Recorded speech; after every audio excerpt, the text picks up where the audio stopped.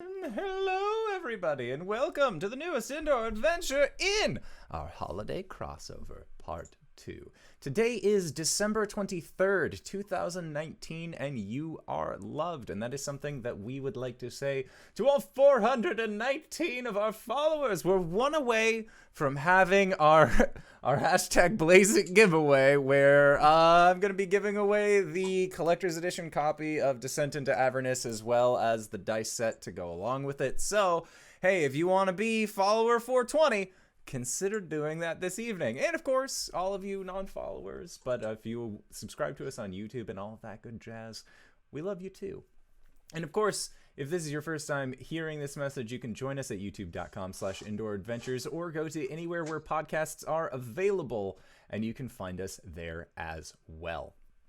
Other things to keep in mind. We also have a Patreon set up. So if you go to patreon.com/indooradventures, you can gain access to our after show called Nights in the Courtyard, where we answer questions not only from each other, but also from the community at large. It's a good time. Also gets you access to our Discord, but of course you don't need to be a patron to join our Discord. We have links below in the chat, to the side, or pretty much everywhere.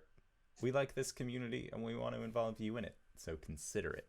Other than that, you've probably guessed, like from what we said earlier, but tonight is a holiday crossover event. So we got members of Ghosts of Saltmarsh, we got members of the Four Keeps that are playing, because I don't believe we are going to be playing a Ghosts of Saltmarsh game this week, just because it being the day after Christmas, we still have to wait for people to get back from holiday stuff. But we're going to try our heckin' best.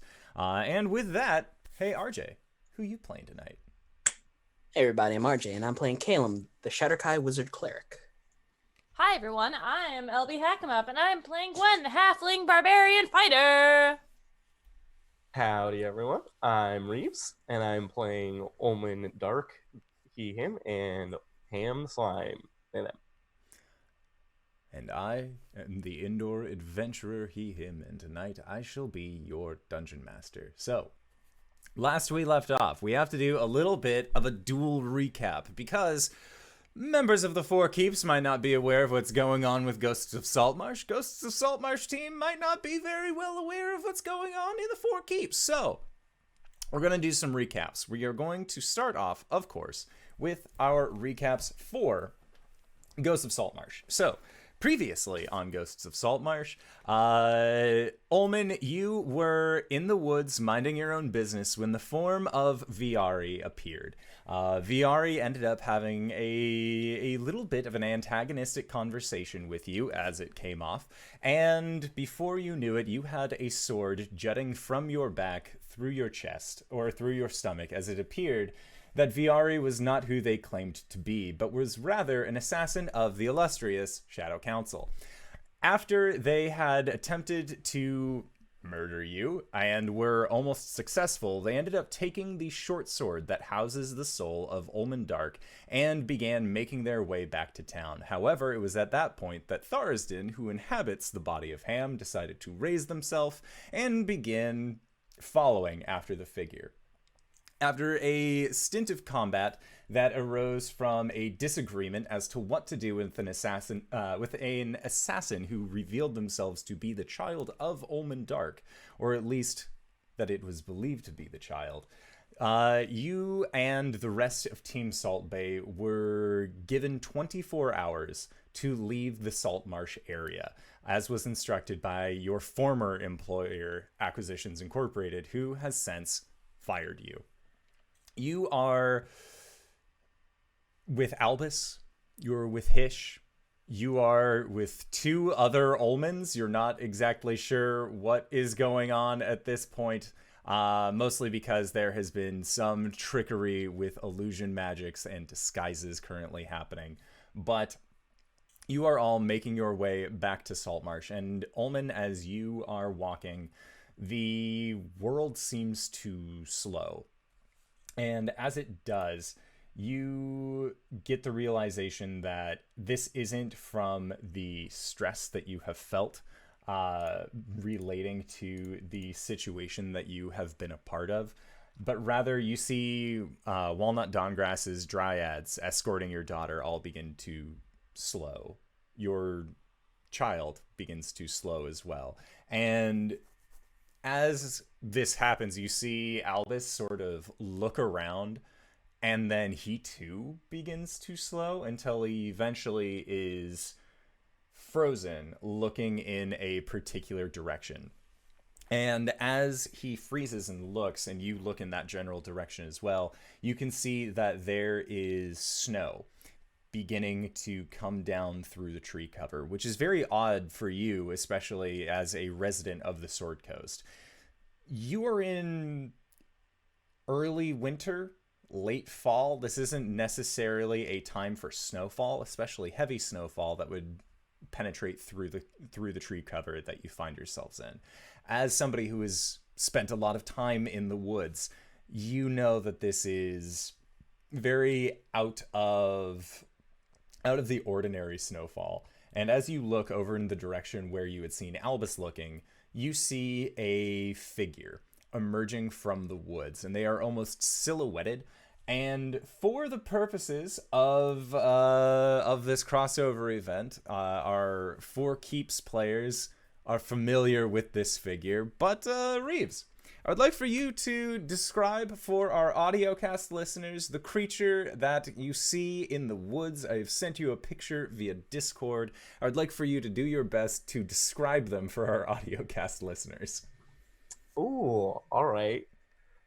This is a large lad, a large white bearded lad. You can call him a Rock daddy. hard It's okay. abs.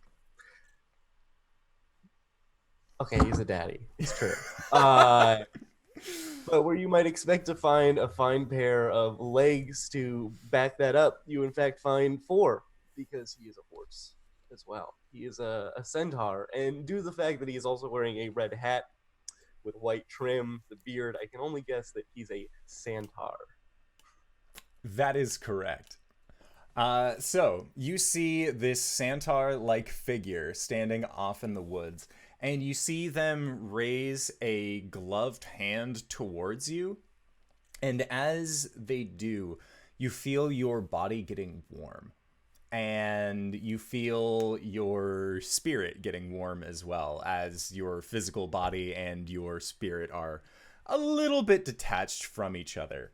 And as that warmth begins to encompass you, you look down and you see that there is light coming from your body. And it seems to be coming from everywhere about you. There is just this luminous glow that seems to build and swell. And as you are taking stock of this, you feel your feet begin to lift from the ground. And then you feel yourself being rocketed upwards. And as you are rocketed, you find yourself above the tree line outside of Saltmarsh, and you keep ascending. And as you go higher and higher, you can see Neverwinter. You can see Waterdeep. You can see Baldur's Gate far in the distance. You can see the ever increasing horizon that is the ocean in front of you. And you continue to rise until you are past the clouds, until you are past the layer of sun, and you are just floating in this space above the surface world, and you continue to just rocket forward. You're going to be gaining the benefits of a long rest, so if you have any missing hit points, spell slots, what have you, these will all come back to you during your travel. For our recap for the Four Keeps, things have been going a mixture of both good and bad lately. Good in the sense that not even 20 days ago, our heroes found themselves in the land of Greenreach that was currently being assaulted by a very villainous archfey known as Soul. This was a large tree that was turning the people of Greenreach into wicked versions of themselves that seem to take glee in causing pain to others in the form of these more snow-oriented halflings. However, our heroes were able to defeat that tree and then make their way to the dwarven civilization beneath the mountain known as Surt's Hellier. Upon reaching there, Calum, you and your dear friend Ruddick were ambushed by a set of fiends beneath the mountain, and Gwen, you have been refusing to let Calum out of your sights ever since that point. It seems like every time he escapes your vision, especially when you're in a city or somewhere populated, that things go poorly. And after a very tense session where, Calum, you found out that Corey had been holding on to a charred hymnal relating to the Temple of Saloon that you had been raised at this entire adventure since back in Shroudport, things have been tenuous amongst the four keeps as well. Calum, you still have several unanswered questions that are plaguing you as well, but for the most part, you are sitting with your friends in this tavern, the Journey's End, beneath the mountain itself. And as the four of you are taking drinks, you heard bells off in the distance. And these weren't very large, booming church bells or the sounds of anvils being hit off in the distance. These were smaller bells that had a sort of jingling sleigh riding sound about them. And it was at that Arjan had put his drink down, and all of your eyes got wide as you looked towards this door that led to the outside of this tavern. And as the door opens, there is a flurry of snow that seems to enter into the building as well, and the four of you had seen the figure of Santuar once again. Ah, shit, here we go again. Yippee. And Gwen, you feel yourself being encompassed by this light, and you see that Arjan is being encompassed by light, Corey is being encompassed by light, and you see that Calum is as well. And you just reach out and grab onto Calum's leg, because you know how this works from last time. You know that not everyone might be going to the same place, but you're going to be damned if you let Calum out of your sights again, and then something terrible happens to him. And the two of you feel yourselves being encompassed by this warmth, and then you are pulled out of the tavern. And then you are taken out of, and then you are sent rocketing towards the ceiling. And as you get closer to these jagged chunks of bioluminescent, of amethyst that has been covered in this bioluminescent lichen, you feel your forms getting taken into a natural chimney that is used for allowing smoke and other such things from inside of the civilization to then escape out into the world. You go along with it, and together the two of you are sent out of the chimney, out into the sky. And Gwen, this is the highest that you have been since you were sent through a portal when fighting against Chorin, the Shadow Talker. And you continue to rise. Calum, you have seen your Earth before. You have seen your world in its rounded shape. But Gwen, no matter how high you get, the horizon always seems like it just stays at this flat level. If the world was round, wouldn't it curve at some point? Calum's clearly full of shit on this. Obviously. But the two of you are taken out of the atmosphere as well, and then you feel yourselves being hurtled through space. And Gwen, your senses are without you. You just can feel that kind of G-force pressure being applied to your personage as you are just going much faster than you ever thought possible.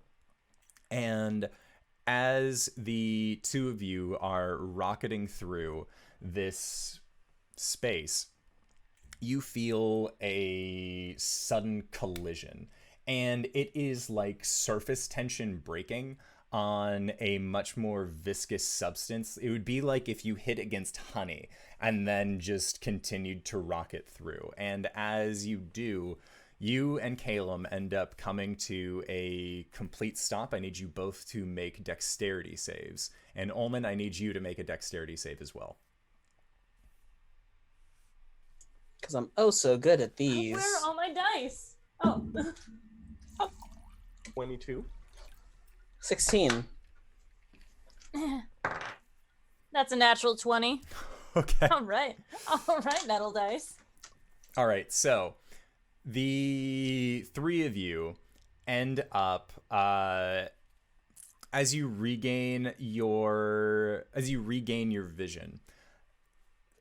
Ullman, you have felt like this before. Usually when Ham eats something non-digestible, like your stomach is a tad bit queasy, but you land on your feet.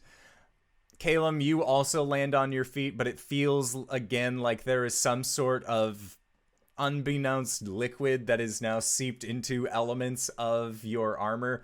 Gwen, with your danger senses and knowing at any moment Calum could be taken from you, eyes wide like an eagle, you regained your vision to see a rather fine-looking man coming directly at you, and you braced yourself for impact, and you felt impact against their chest, and then you felt your body go through them and then emerge out the backside.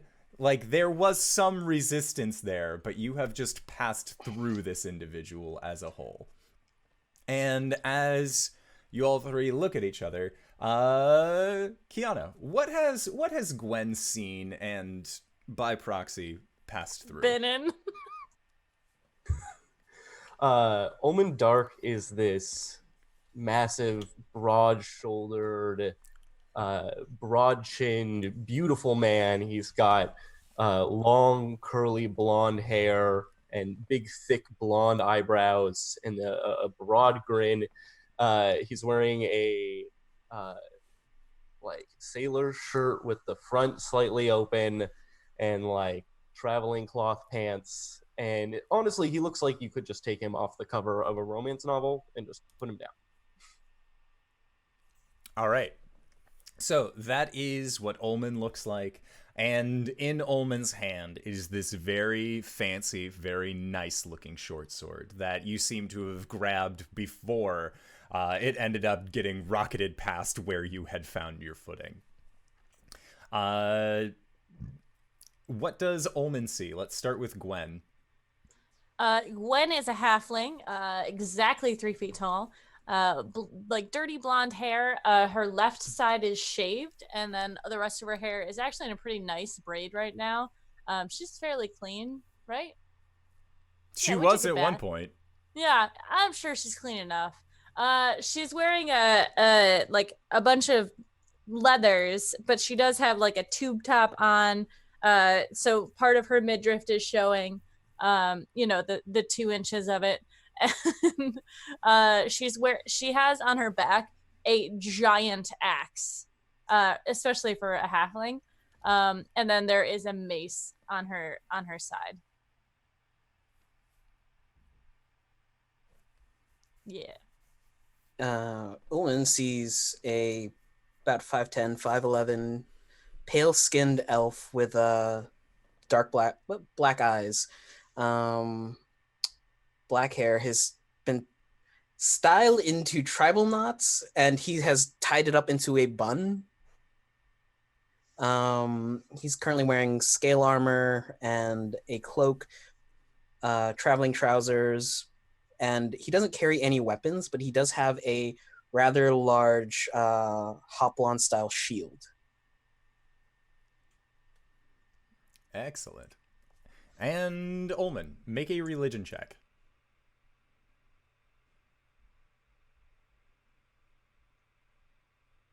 5. Okay. It just looks like a very large Hoplon shield. So, as the three of you find your footing in this place and you begin to look around, the area itself is made entirely of metal. the floor are these large metallic panels that are of a dark kind of varnish. Looking at the far wall, you can see that there is what looks like a writing desk that is covered in these very minute, in these very small buttons and knobs and levers. But Calum and Gwen, you know from last time that you were here that there should be a large glass pane or something here that would allow Santuar to allow his computer skills to be utilized. But it's all dark. There are very few lights here. And you hear, the four of you hear a wavering clopping coming from down the hallway. It seems like it's unsteady in its footing. And as this figure arrives, you see Ullman, the figure that you had seen earlier in the woods, this quadrupedal Santa that looks worse for wear, to say the least. They don't look well. They seem tired. They don't seem as buff and strapping as you had seen them in the woods previously, and they seem, all things considered, like they have been through the ringer. And as the figure approaches, Santa! Oh shit! Are you okay? I'm fine. Fine. I want to say thank you to the two of you for the help that you put in last year, and to say thank you to your friends, Arjan and Corey, for helping free me. There's been a lot that's gone on at the Holiday Nexus since you last visited. But it seems like there's something that happened with amongst your group that is imperative for me as well. Oh, right. So, And after Santuar raises up a mitted hand. Before you begin, and motions over, and you can still see that the fully stocked bar is there from the last time that you came. And he rubs his mitts together and blows on them as you watch this small spark exit from his hand and then dance through the air.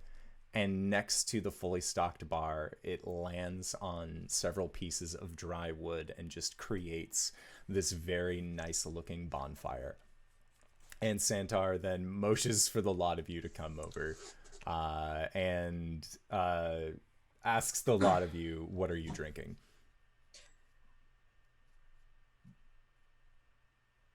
whiskey, I guess. What, Reese? Just a series of concerned faces. Oh. I'll have some bourbon with some rum, and can you mix in some like whiskey and then just like a splash of Coke? Santuar nods and then looks over towards you, Ullman, and just says, my apologies. I am Santuar, the guardian of the Holiday Nexus. I am familiar with who you are, Ullman, Dark, and Ham. I am not. I am Gwen Stompfoot. Calum. Hello. I'm Omen Dark, or well, and he puts his hand on the sword at his side. This is me, Omen Dark, and this body is my good friend Ham. Hi, I'm Ham. Arcana check? Make an Gwen just Arcana thinks check. he's crazy. All right, this dude's fucking nuts. I'm down. He's cute though. 16. With a 16, you've heard of sentient weapons before? But sentient weapons are usually only capable of, like, delivering base feelings or emotions. This seems... He could be a demon. It could just be possession. But you're fairly certain that if Ullman is saying that the short sword is Ullman, there might be some sort of witchcraft involved. You know what? If Santar says you're kosher, you're fine. Now that's a different religion. What? There are no blood hunters here. All right. God damn it! You drinking, buddy? But yeah, I'll have whiskey on the rocks. And Santar nods and gets busy making everyone's drinks. And Where's Fang? at that, Santar seems a little deflated What? and says, he had to go.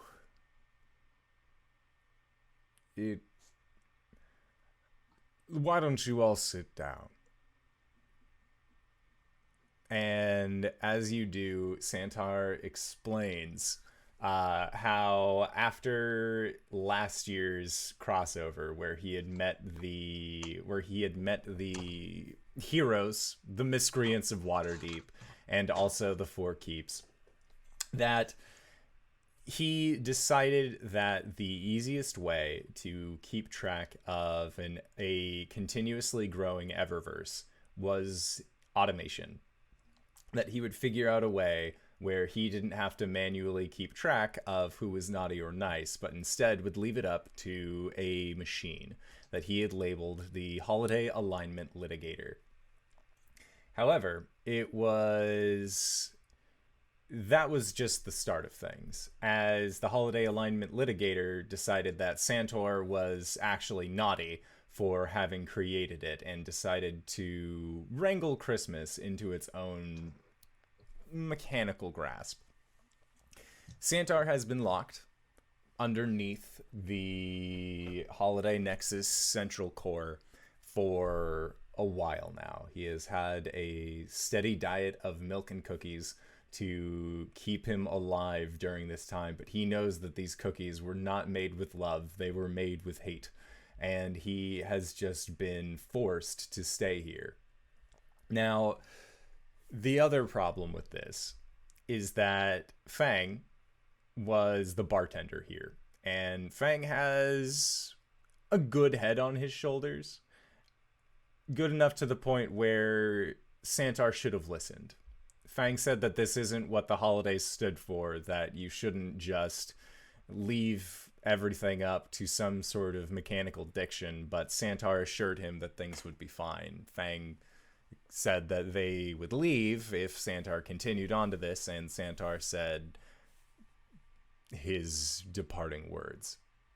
And Fang was not back for this year's holiday excursion, so instead, Santar has been playing bartender this eve. So you made some sort of construct to tell if people are naughty or nice, if I'm taking away from this correctly, and it went basically berserk. He nods. There's a mummers about this. Minority Report? And Santar just shakes his head and shrugs. So what do you need us for then? And he looks at Calum. So, after you visited us in Marisville, first time after the Ublex and Corey attained the spirit of the holidays, we kind of lost it. And Santar nods and says, "It was the Raven Queen, if I am not mistaken." Yep. And at that, Santar continues to pass out drinks. And Gwen, as you go to grab yours, you see that there is It is all full of just a various mixture of wheat-related booze, but there is a nice little umbrella that is sticking out of the top of it. Oh, okay. All right. Tell. And Santar says,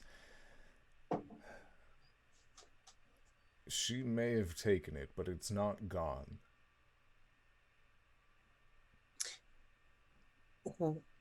What do you mean? We can recover it. How, pray tell? And Santar sits down on his large Santar haunches and says, "Well, that's where you four come in." We're not going to the Shadowfell, are we? There's only 3 of us. And Santar grasps at his chiseled abs and just lets loose an uproarious laugh as best that he can given his state. Says, "Shadowfell, no, no, no, no. Cool. No, no. Cool. I need you to get some things for me." Okay. I need Sort of you. things. I need you to get heartwood from the holiday pines, and I need you to get the wax of a remoraz. A what? And Santar says, "If my machine was still operational, I would show you, but this is something that you'll have to figure out for yourself. I'm sorry." And I didn't prep those spells today. Damn. Whatever you need, Santar. We got you. And Santar nods and gives you a very heartfelt thanks. Now, and looks towards Ullman and says, "I know that this isn't easy to comprehend.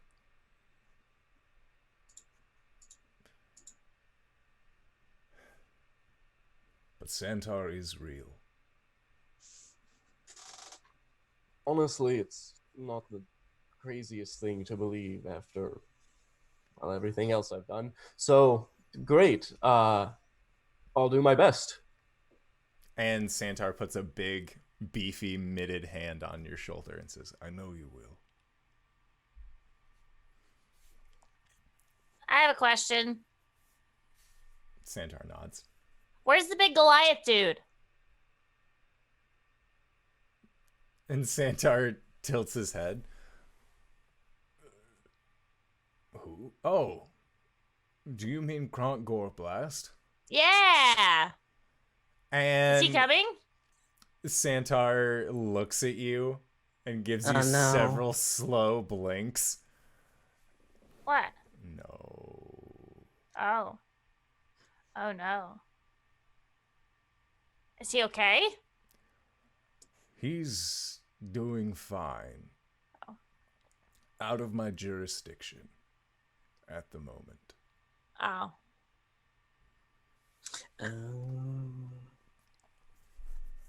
And Use your jurisdiction. The holiday nexus. And Santar nods and says, "Everywhere where they celebrate a holiday of, well, gift giving and kindness, that is my jurisdiction. Where your friend Kronk is, there are no such holidays." Is he gone somewhere else? And Santar He was from that nods. weird. What was it called, Caleb? It's not. Waterdeep? Oh yeah, it was a very uncreative name. Oh, Dragon Deep Water Heist?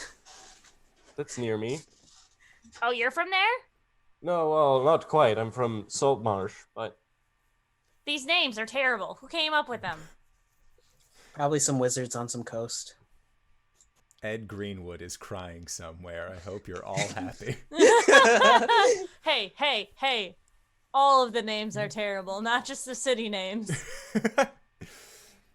So, Santar will let the four of you know that currently Kronk Goreblast is in a place called Ravnica, and he is not exactly sure what the fate of Kronk will be given that current circumstance.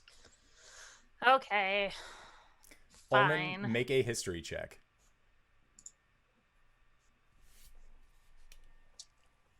Is that Dirty scary 20? shifter lady with him? Dirty 20. You have actually heard of Ravnica before.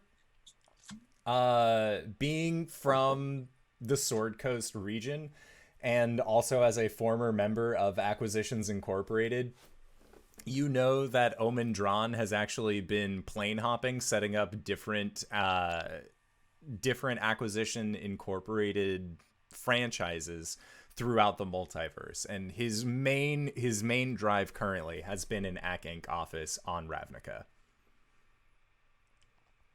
As far as what that means, you're not really sure, but you heard that when Omen came back, he was purple. But when you met him, he wasn't, so you're not exactly sure what all the hubbub is about.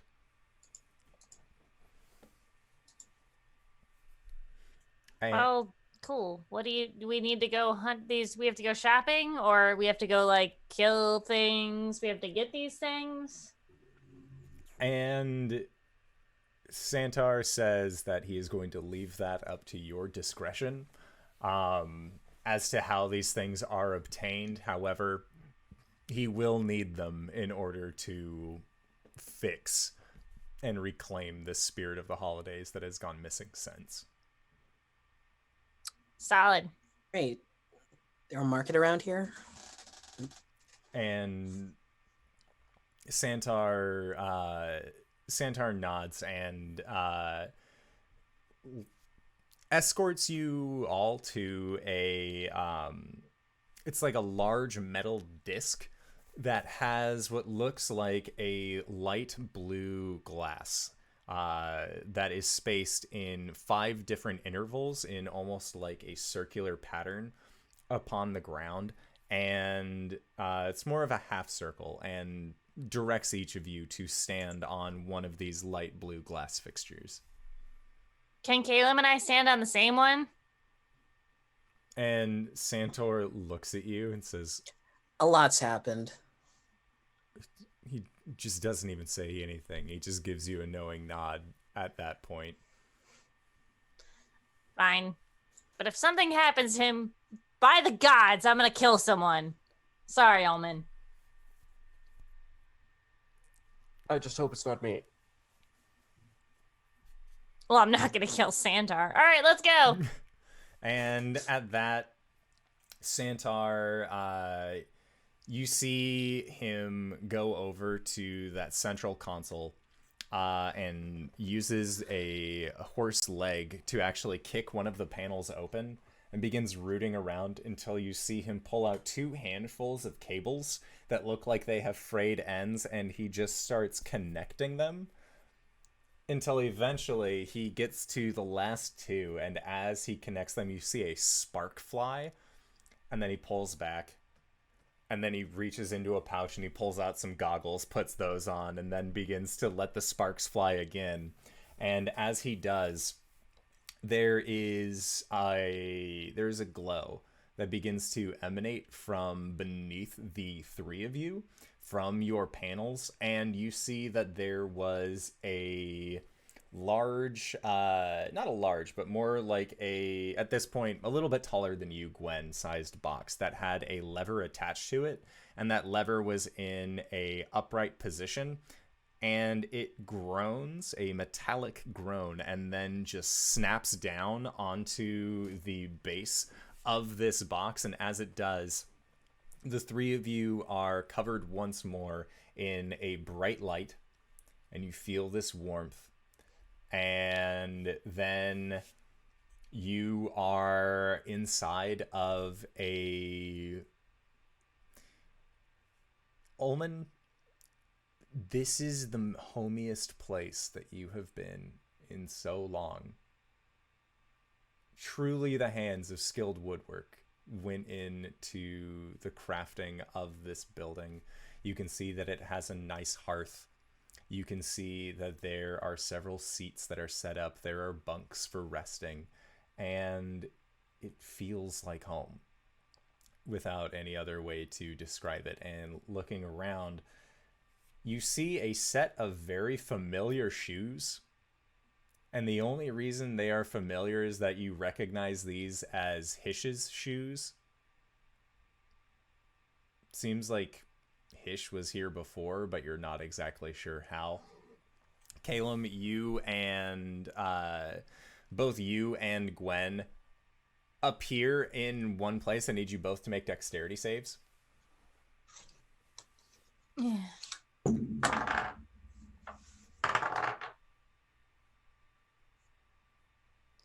14.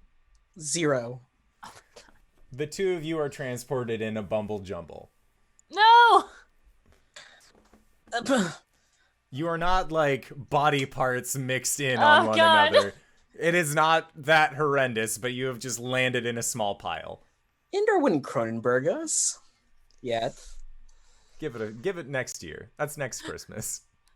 Gwen kind of just pulls her head up from, like, I'm gonna say his armpit, and, like, looks at him. How you doing? Hi, Gwen. And he'll extract himself from her. Alright, where the fuck are we now? And looking around, the two of you see that you are inside of a very, very homey looking wooden building. There is a hearth underneath a stone-worked mantelpiece.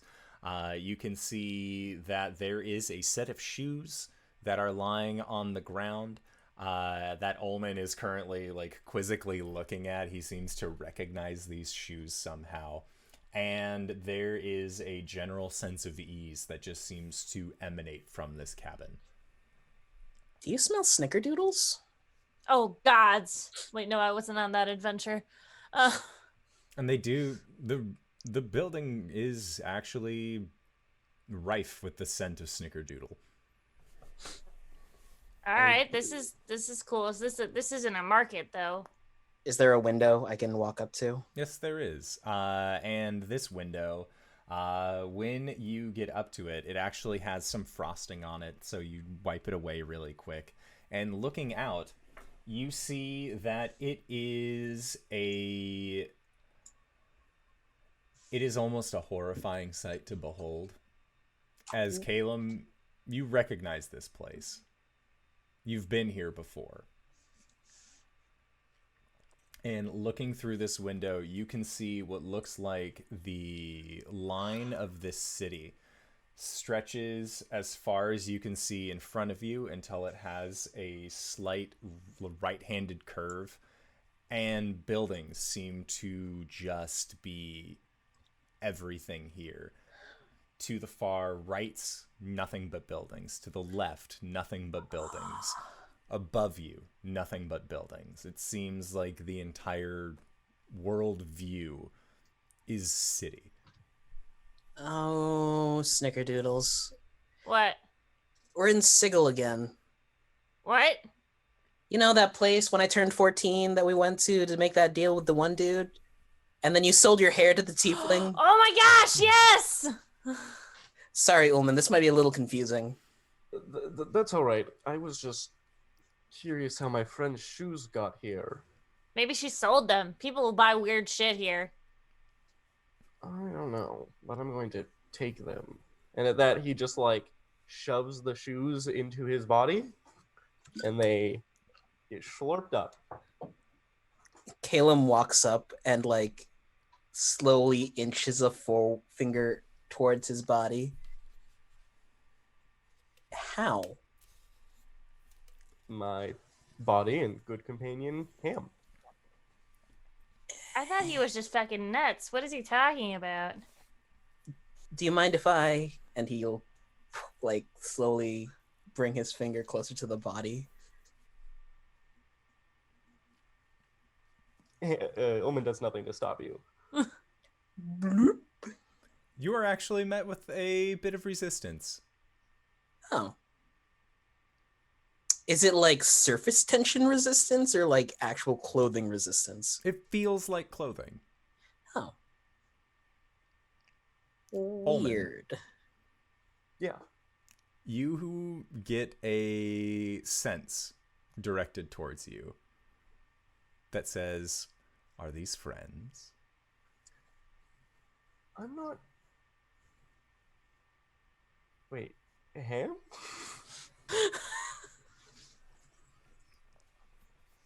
Or is this someone else? It's almost like if an emotion could smile. I hate this. Why are you here? I'm just gonna ignore you. Anyway, Ham, uh, I think these people could be friends. Let's carry out this task for Santuar. Yeah. What do you think, buddy? And are you asking this aloud? Yeah. And after Ullman, you say, "Let's just do this for Santar." You hear the lot of you hear Ullman's voice change and do a much more childlike voice. It says, "Love Santar!" Amazing. Weird. This is the weirdest fucking thing that's ever happened to me. Are you sure about that? Caleb will stand and start heading towards the door. It's the most weirdest thing to happen to you today. That's true. Ullman, I'm rethinking my ideas about you right now. Do you have a whole human body under there, or like? It's a technique that we had to learn. Ham, why don't you show them? And at that, Ullman's body like starts to lose as much definition as it slowly melts until he is just kind of a medium-sized, kind of light blue slime with equipment floating around inside of him. There's a set of shoes, a dagger, a set of... No, your cook's tools would still be on your ship. There is a badge of station from Acquisitions Incorporated that has not been removed yet. All right, that's fucking weird. I was gonna suggest it's fine. Let's continue on with the mission. Yes, it will make no difference in how I operate. What are we trying to find? Heartwood and what's the other thing? You didn't write it down? Sorry, I have a lot on my plate. I remember Heartwood. There was wax, but it was a specific type of wax. DM. Make history checks. God damn it. 21. 6. Gwen doesn't remember. She doesn't even know what the first thing is. I She choose thought Caleb had it. Yeah. I typically Caleb, do. You remember that it was described as Remoraz wax. Remoraz wax, that's right. It was a really weird. Yeah, raspberry wax. Let's go. Those are two different things, miss. Can you even make wax out of raspberries? So, as you ask that question, the three of you end up opening up the door to this building, and as you exit out, it is the smell of a bustling city.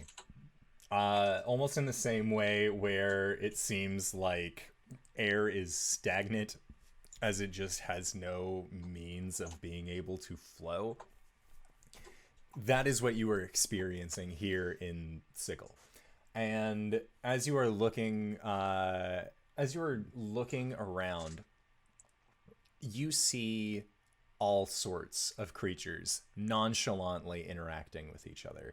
You see that there are these tall, squid-faced individuals that seem to be haggling with what appear to be imps. You see that there are draconic-like figures similar to Arjan if Arjan had a more hunched back, longer arms, and more pronounced wings that are in the process of trying to sell meat on a stick. And as you are looking around as well, you see that there are gnomes, there are halflings, there are tieflings, there are humans, and there are these mechanical creatures as well that seem to be moving about as a means of a localized police force that are preventing any kind of holiday-related hijinks. Previously, not even 24 hours ago, they had been dressed up in toy soldier costumes, but since the holiday alignment litigator has been removed, they have just been downgraded to be a basic form of defense for the city itself. But you find your way to a holiday market, at least what you assume to be a holiday market. There are large trees that have been done up with an assortment of glowing lights, of what looks like a small star placed atop them, and not just a star shape. It looks like a tiny star has been plucked out of the sky and just set to burn atop of this tree. And instead of tinsel, it is just thinly layered razor vine that actually covers these trees. You're not sure if the people here know what holidays are about, but that looks like a threatening fucking tree. And all things considered, it is the way that they have just decided to go about the holidays. And looking into this market, you can see that they have string lights that are set up in a almost lattice-like pattern above you to create a layer of visibility for you within this marketplace. Well, time to hit up some stalls. How much heartwood do we need? Probably. Is anyone else concerned about that tree? Is that just me? You know, out of sight, out of mind. That's why I'm not looking at it. It's a creepy tree. I do agree. All right, cool. Omen, just stay close. Don't do deals with people, and don't give anyone your real name. Yeah, sure. Especially can do. us. Yes, I am a fake creature who will steal your soul the first chance I get. I think there's a lot of claims on it already. You're gonna have to fight for it. Good thing I'm good at fighting. All right. Maybe I can find that dude that bought my hair. You're not selling him more hair, are you? I mean, I could do a mohawk. We're not broke anymore. Caleb starts walking. Money's money, dude. I got like 300 coins for it. I don't remember how much I got for it. Gwen remembers getting 300 coins. The actual amount is very different. It was like 5 gold at the time. All right, so make a set of investigation checks. And also, I stated this last time in Nights in the Courtyard as well, but I'm doing it now while we are on air. If you guys would like, we'll have a week or however long it takes for us to play again to think about it, but you can choose to buy holiday presents for the rest of your party members while you are in this night market. Ooh. Yeah. You know, do a little bit of side Christmas shopping while you're doing your quest. It's fine. Look at this, Core's gonna love it. Mm-hmm. 30-20. Okay. 22. Another natural 20, but that is a 19. Okay. So, Gwen, you were looking for the tiefling that you, No. Okay. No. Are you sure? I'm sure. Okay. So, you are all looking for a booth or something that would end up selling the heartwood. And as you are going around and asking, you eventually find a stall that is selling these very finely crafted little wooden toys. There are also chairs, benches. It seems like this is just a woodworker's shop.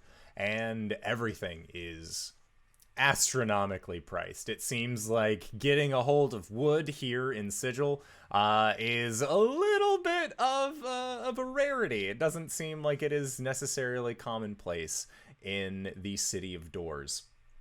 And as you are looking around, and you ask the proprietor of this store, who is a grizzled looking blue skinned individual, and they aren't grizzled in the sense of beard, scraggly hair, but their face is weathered, and you can see that on one hand they have 6 fingers and on the other hand they only have 5, but there is a scarring mark where you know that a 6th finger would be.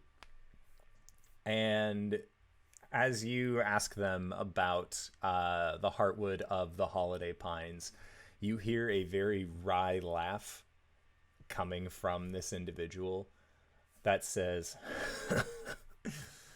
"Heartwood of the holiday pines? No, no. What do you think this is? We'd never carry something like that." What do you mean? Well, you see, in order to get to the Heartwood, you need to go through the holiday pinewood. And that's, it's a little bit more dangerous than people are willing to put up with, if you know what I mean. It's like the trees come alive, fight back. In order to get just a cord, you'd have to be either mighty strong or mighty stupid. We are one of those things. Can you point us in that direction? And he looks at you and motions around him at this city comprised entirely of buildings. Right.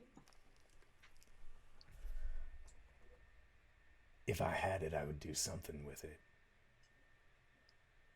He's so grisly. Only problem is, you gotta go to the place where Santuar lives in order to get anything related to that, and well, he's just a fairy tale. Yep. Yep. Most definitely. Well, thank you for your time. We might be back. You do anything later? Like, And they look at you and look you up and down. Who's asking? I don't know. I feel like I'm like intimidated by a man for the first time in my life. I don't know what to do here, guys. We'll be back. And- one like awkwardly walks away. And the figure just interlaces their fingers and watches you as you leave and just says, "I'll be waiting." Gwen is visibly blushing. You okay? I don't know, man. Something just happened. I feel like I was like an out of body experience. It was so grisly and gruff. Was a pleasant voice, I do admit. So wait, we have to go back to the holiday? Is that what he was saying? Well, for the Heartwood, we can check around for Remoraz wax here. Watch Ugh. it be like grown by bees in the hardwood or something. Yeah. Look around for some Remoraz wax. Okay, make another investigation check. I don't think wax is grown. I think it's made. It's made, yeah. Not with that Well, attitude. depending on 15. Okay. Eat.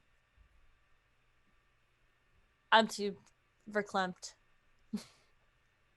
You do not find any Remoraz wax. 8. You find someone selling Remoraz scales, others that seem to have turned those scales into a variety of gear, but you don't find any wax inherently. Scales? Yes. What's So a it's- remoraz?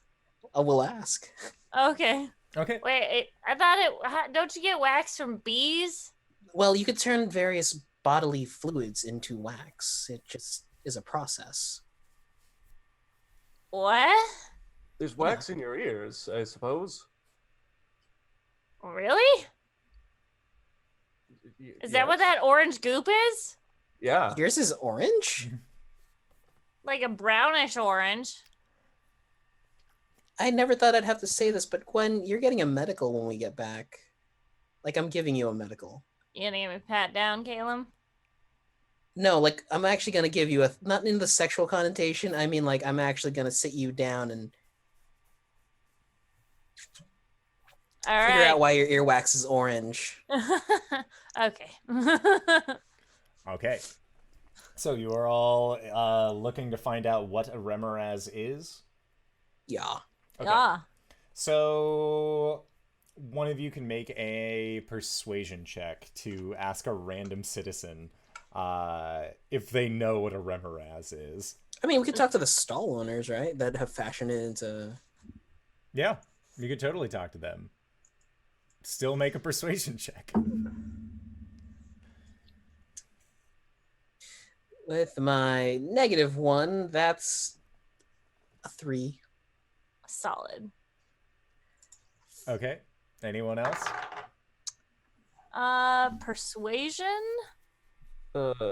7. 21. Nice. Thank you. I knew he should have rolled it.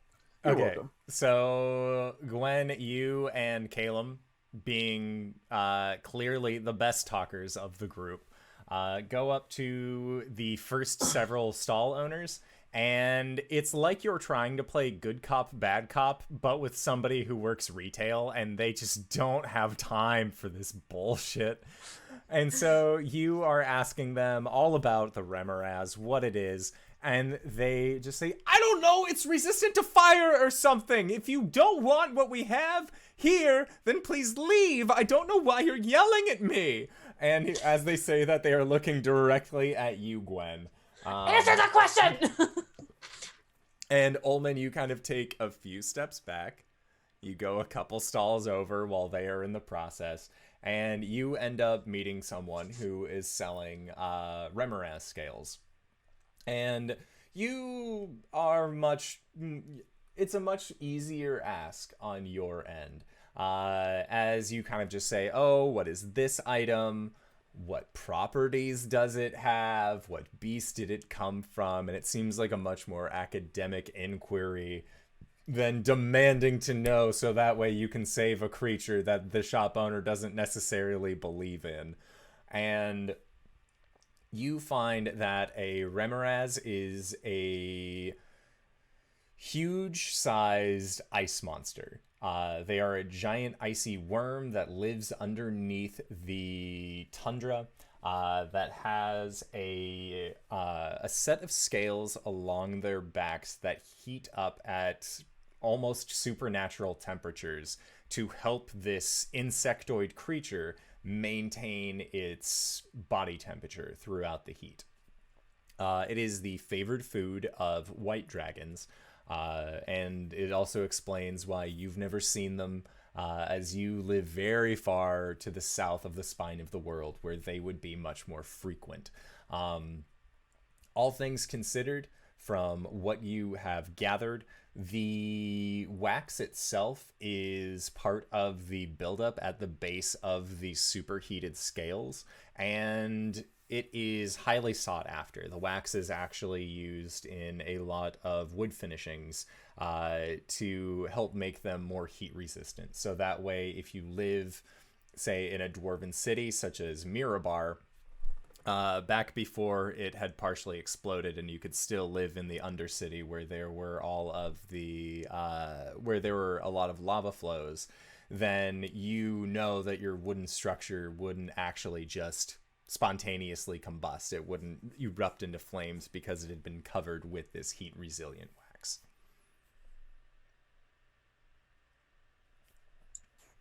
And Right. Caleb, after you and Gwen are shooed out of this armorer, as you have done nothing but pester the employees there. I was Come on, wondering Caleb. if- Everyone in this stupid town is unhelpful. I was gonna ask if they had breastplate. and they look at you and then Sorry. turn their nose up towards you and slam the door. Ow. Come on, Omar. Omen. Old dude, let's go. Ullman pops out of the building. It was, did you have any luck? No, everyone here's stupid. All right. Well, I did figure out what it is. It's Oh, a how? giant tundra worm. Okay. The scales are from its back, where they heat to supernatural temperatures to help maintain its body heat, and the wax is the buildup at the base of those scales. Gross. They're a white dragon's favorite snack. So where are they? Where are there? Not- Wait. There are no more dragons. Well, Not in our world. I don't know about the holiday nexus or where Omen comes from, but Are there there dragons might be. where you come from? Yeah, they're still around. You know of quite a few dragons that are still fairly active. There's an entire region in the north, in the central northeast of the Sword Coast known as the Clouthen Vale, which is an entire landmass that is dominated by a red dragon that has fireball wands or magic missile wands strapped to its wings. That is basically a draconic B-52. Yeah, they're not something you want to tangle with. Dragon people, too. Oh no, We dragon have one of people are those. fine. All right. We have those, yeah. But, yeah, I have no clue where we'd find this worm. Probably back at the holiday nexus with the Hearthwood. Well, if they have them where he's from, they might be. We might have to go there. Yeah. Well, either way, we have to get there somehow. How are we getting back? Probably. Go back to the house. Yeah. All right. And I just gotta trust things are gonna work out, man. And then Santuar will teleport us somewhere else? Maybe. Gwen we'll shrugs. see. If not, I could always contact him. All right. Well, I suppose we should head back that way then, since we know what we're looking for. Hopefully. Hey, can you talk to Hopefully. Kronk? Isn't could- he... Try? Can you I won't- send him a message? I poke you in the chest. Later. Fine. And then you have to send one to Philip. Strongly worded. Mm-hmm. Okay. Sorry.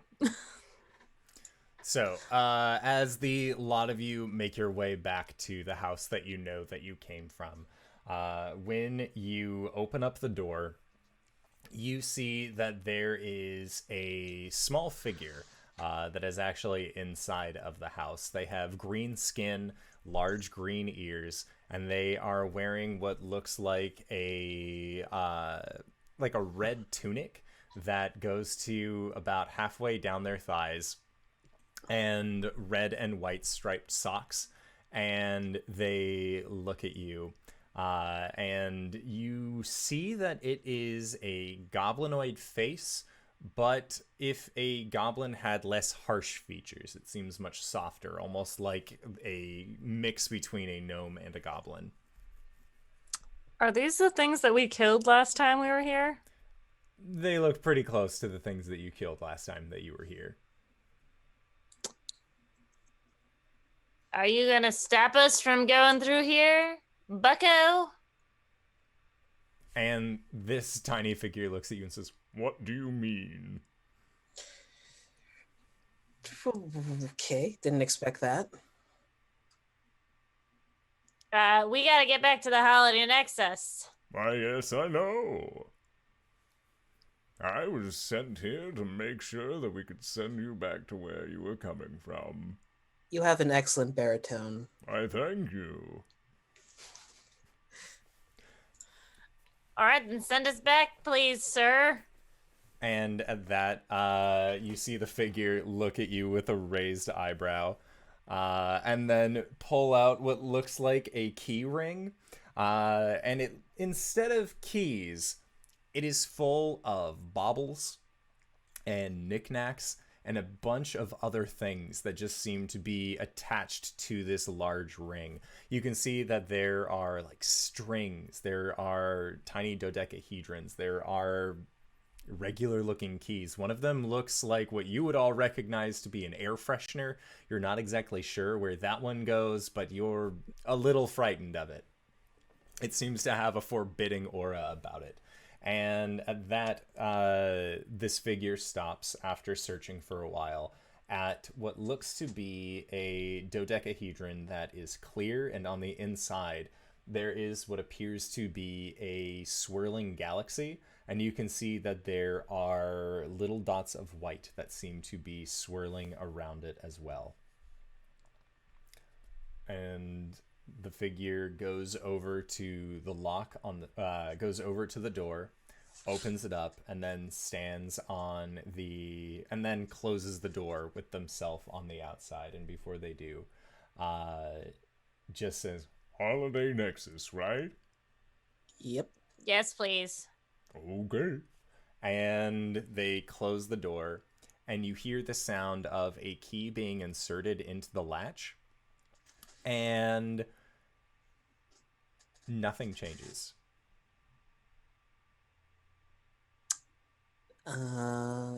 Caleb walks over to the window to see what he's doing. And when you walk over to the window to look out, you see that you are in a snowfield. There is no city. There is no market that you can see ahead of you. It just seems like you are caught in a blizzard once again. Lovely. That's a neat trick. I should learn that. Walks over to the door and opens it. And as you do, a rush of cold air comes in to meet you, and that is where we are going to go into our break for the evening. So I would like to say thank you to this wonderful audience for stopping by and joining us for our Christmas crossover part 2, and thank you to these wonderful players for joining me on this wonderful excursion. We are going to try and be back in 5 to 10 minutes, so don't go no place unless it is to grab a food, grab a drink, grab a friend, or possibly go to bit.ly/merchindoor to pick yourself up something nice. We're going to be moving to Redbubble here by next week, and that is my Christmas promise to all of you guys, because I've been saying that we're going to be moving for 2-3 months now, and we haven't because I'm lazy, but I'm gonna do it because it is Christmas, and we will see you guys shortly. All right, everybody. Bye-bye. Didn't hit the right button until just now. Hello, everybody, and welcome back. What? Happy holidays, everybody. Happy holidays. Happy holidays. Yeah. And hey, guess what? I'm gonna say it right now. If you at home or are one of the friends of the channel and you're looking for something to do on Christmas Day, I have nothing better to do, so let's run a game. I don't know. Let's figure Hell it out. yeah. We did it last year. We'll do it again. That's our Christmas tradition. It's just Have play fun, D&D. guys. Oh, we love you, RJ. So, we have returned from our break, and I would like to say, hey, guess what, guys? Whoa. We hit 420 followers on the channel. We can have our Blaze It giveaway. We can do it finally. So, look forward on the 30th. I will post the rules for their giveaway. So that way you will all know, hey, how do I enter? How do I do all of that stuff? Plus, I also like having more than just one prize for giveaways. I like having multiple ones. So this will also give us time to figure out how else we want to reward all of you for being such awesome followers. So, you guys have been teleported by a nameless goblinoid creature with an incredibly bassy voice back to the Holiday Nexus in a log cabin, now located in the middle of the tundra. What would the four of you like to do? As looking out, Caleb, you have opened up the door and you've seen off in the distance just what appears to be endless snow. And with your dark vision, allowing you to see more towards the nighttime things, you can see that there is a forest off to the right that would take roughly about 45 minutes to an hour tops to actually get to. What are the bets that the Heartwood's in there? Probably. Are there any clothes in here? Because it's really cold out there. Make an investigation check. I would like to investigate. 10. With a 10, you find a very timely looking wardrobe in the corner of the room that is full of what appears to be 5 sets of holiday or of cold winter clothing that all seem roughly sized for one such as yourself. Maybe a little bit bigger, but Solid. I'm gonna bundle up. Calum, put your jacket on. Cloak. Calum, you have your own cold winter clothes that you had picked up a while ago. I never changed out of them. But make sure it's all buttoned up. I don't want you catching a cold. I'll be fine. Ham, is the cold gonna be all right for you? And you get the urge to just make snow angels. Ham does not seem to be bothered by this chilled wind at all. Well, you two wrap up. I'm going to go play in the snow for a minute for my buddy. Okay. And Omen runs out the front to make snow angels. Oh, Ham loves this. Loves this so much. He's weird, right? Yeah. Yeah. Yeah. Trees? Trees. We're gonna go out, walk past the snow angels. All right, that's pretty solid. That's a pretty solid snow angel. And Ullman, when you stand back up, you kind of brush, Ham will brush all of the snow off of you. And then you see them grab at their arms and you feel your body shivering. But then Ham closes your eyes and you think about warmth for a brief second. And the two of you see that the surface of Ullman and Ham's body begins to shift. And then you watch as a winter coat just seems to form out of the clothes that they are wearing into a fully formed winter cloak around them. That's convenient. Do you do magic too? Yes, he does. Cool. What kind of stuff? Like, what if we get in a fight? What are your skills? I can teleport short distances while move very fast as a slime. He can shoot blasts of energy. Some other stuff. He's always surprising me. So you're not in control here, or he's in control? I mean, we're sharing a space. He is functioning as a body for me as part of a deal to show him, well, the world. But I am just... He pats the sword again. You know, a man cursed to be a sword. But you can talk? Well, I am talking by telling Ham what I would like to say, and he is saying it for me out loud to you, yes. All right, this is a couple too many layers for me. I don't know what to do. You should take your jacket off then. You don't worry about it, and we go get that heartwood. For Santuar. All right, let's go. Okay. And you guys have been walking and talking, making your way towards this wood. And by the time that you arrive, it is actually the same wood that you had found yourself in the year previous, or at least, Gwen, you remember this forest. Calum, your adventure with Santuar was a little bit different, all things considered, but this looks like regular wood, and it is a pine forest, and you can see that the needles have kind of fallen in creating and are creating these intricate patterns along the ground that just sort of seem to dance with the light wind that is blowing through. And Gwen, you remember from last year that the bark of these trees, although they are pine trees, the bark is actually almost like a candy. It's more of like a peppermint flavor than it is a wood flavor. Oh, hey, Caleb, try this. And I'm going to pull some of the bark off. Here. Put it in your mouth. Slowly starts putting it in his mouth. Gross. It's peppermint. Oh. It actually tastes like candy. What is with the bark? It tastes good. Try it. Do you have taste buds? As soon as you say tastes good, one of his arms just darts out and like supernaturally grabs a branch and breaks it off and just starts munching on it. He likes candy. Oh,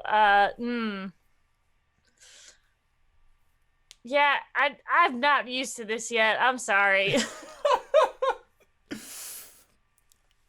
I can't fault you for it. So I'm just, should I address you? Should I address the ham? Feel free to address me. Cool. Ham will All say right. something if he wants to, but I mostly do conversation. Solid. All right. Great. Okay. Yeah. Continuing on. So you continue on deeper into the woods. I would like for you all to make survival checks to navigate yourselves through this wood. 22. 9? Oh, I was muted. No, I also 22. Okay. If there's one thing the Four Keeps know, it's how to navigate through the woods. So, no, not at all. So you guys begin making your way deeper into the wooded area. And as you do, Gwen and Caleb, you both know that the wind here is actually causing the pine needles to create a slight trail for you to follow. It seems almost like the woods around you is wanting you to follow along this specific path. Don't like that. No, it must be Santuar. Can I roll an insight check on the wind? I love this game, and yes, you can. We were warned about the trees being hostile. Suck a dick, natural 20. Hell yeah. So, the wind does not seem like it is hostile. It seems like it is just the wind that just happens to be blowing in a very nice pattern. Okay. Glad you had a natural 20 on that. Although, I am kind of upset because if you had rolled like a 4, who knows? Maybe the wind is treacherous. Make a perception check. Tell me what your elf eyes see. 16 and 7 is 21? 21. Okay. You are seeing that the 23. foliage around you, as you are following this path, is beginning to shift and change. And it seems like there are pockets of brush that are moving with you. And not in... They're being stealthy about it. You can tell that the plants are being stealthy, as every time you look over, it is the same bush, but in a different place. But it seems to be following you. And as you are walking through this wood, you peer through the sky, or peer through the tree cover, and you can see that there is one tree that is much taller than the others, and you begin to make your way towards that, following the trail. In a whisper, he'll drop back to Ullman and Gwen and just go, something's following us, and it is bush-like. Time and place. if it attacks, we'll be ready for it, I suppose. Do you have like eyes in the back of your head that you could like watch shit like this? Because you don't have eyes, right? So you can I see mean, everywhere. Yeah, actually, I can do that. I think Olmond pops a pair of eyes out the back of his head. Yeah. Gwen's getting it now. This guy can do anything. It's like Chapter- the dream space all over again. Can we do page 32? Oh my gosh. What 32? page 32 from what? Let's Huh? not talk about it. Let's not talk about it. Nights in the courtyard. So, yeah, as you are keeping these eyes on the back of your head, Ullman, and also maintaining a look forward, make a concentration check. As you as Ullman are not used to doing this. You are capable of doing it, yes, but used to, very different. What's status concentration? That's a con check. Or con save, sorry. 19? Okay, yeah, you are able to maintain 2 fields of vision. One in the back and then one in the front. And as you... Oh, God damn it. As you are making your way through these woods, Ullman, peering from the back, you can see that there are what look to be these small forms that have what look like spears or sticks or some other sort of staff-like utensil that they are carrying that seem to just be kind of going from brush to brush, tree to tree. You see that at one point a bush picks up and there are 2 sets of legs underneath it that then just quickly scurry one place and then set down just out of view. So when you come up to it again, you still see this same bush. And eventually you see a clearing in front of you. And that clearing is about 30 feet from the tree line stopping to what looks to be a gargantuan tree just growing out of the ground that reaches impossibly high into the sky, and it looks like a pine tree. And you can see that it has the intricate growths of bark along its sides, and looking up into the branches, you can see that there are hundreds upon hundreds of what look to be small packages, neatly wrapped with little bows and baubles stuck on top of them that just sort of seem to be swaying in the tree branches itself. Huh. And as you get close, you see that there is this wooden form that emerges from behind from around the corner of this tree that has what looks like a club and a shield made of the bark of this impossibly large tree. And they look towards the 3 of you, and you watch as their head goes from resting straight to then a quick aside, and it almost has a rattling sound. And when it has that rattling sound, it is like a ball inside of a hollow log, where it just has this kind of haunting echo that seems to come from it. Just Well, that's quite the guardian. Do we kill it? They might be Oh. friendly. Hail, Hello? tree creature! And as you do, Gwen, it makes the same motion with its hand. Oh yeah, it's chill.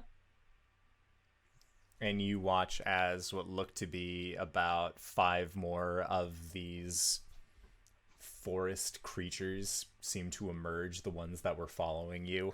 And you see that one of them is actually riding on what looks like a dog made of vines. And Two of them are inside of a bush that just seem to be walking forward, and then they set themselves down, and then they come out of the brush as well, and these figures all just seem to look towards your group. What languages does everyone speak? Not Sylvan.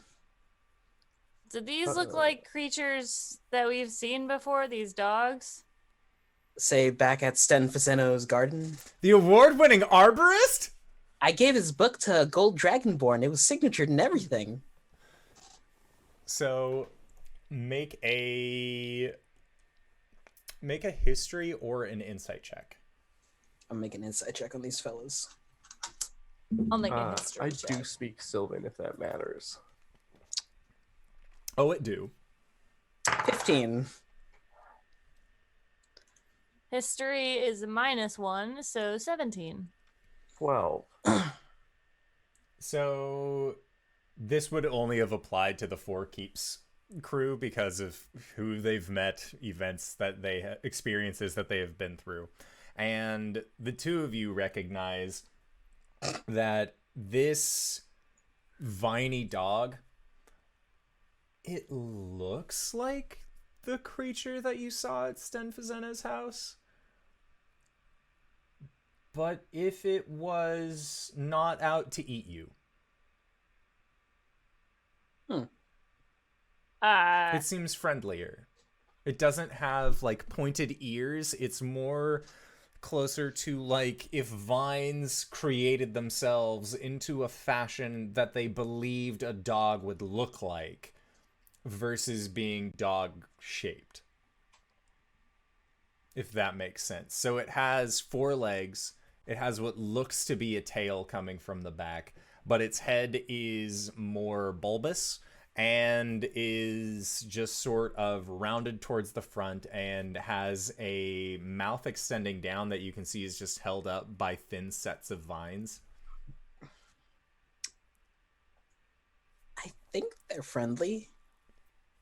And Ullman, because you are the only one who speaks Sylvan in the group, you were actually able to understand this rattling sound that seems to be coming from the guardian of the tree. And it asks, "What are you doing here?" We're looking for heartwood for Santuar so that he can restore the spirit of Christmas. Or And- holiday? It looks at you. What is a Christmas? It's a holiday of giving and family, and it takes place during the winter. And it looks at you again, and these other creatures are coming up towards you, Gwen and Caleb, and they don't seem threatening. And the one on the back of this dog descends off, and then the two of them also approach, and they get close to you, and then one of them, being around the same height that you are, Gwen, looks up at you and gives you the same broad wave that you had given the one in front. What's that from? Pocahontas? I think so. Oh, Yeah. wow. And the guardian creature in front says, "So he has returned." Yes. Apparently he was recently rescued. And the figure looks at the two members of the Four Keeps in the back, Gwen and Caleb, and extends a club in a pointing fashion towards Gwen and says, "She was with the Guardian. How was it lost?" What I believe they've been here before, but I have not, so I can ask. Why And is it pointing at me? at that, the figure begins making its way very quickly towards you, Gwen. What is it doing? What is it doing? And you He asked hear it about say, the "How is it guardian? lost?" How did something about a guardian and losing it? Oh. Tell them that the Guardian lost it. It wasn't lost, it was stolen. It was stolen by a god. It was Deity. stolen by a deity. And at that, the this wood form stops, and all of the other creatures of the forest stop as well, and they all look towards your group. And together, they say, "You cannot lose the spirit of the holidays."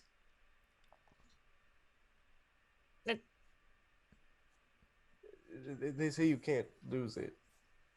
I don't think they lost it. It I was think the taken spirit. It was taken by force. forcefully. But we can make another one, just with some heartwood. And the guardian creature just sort of squints and looks from side to side. And you see them look up towards you, Ullman.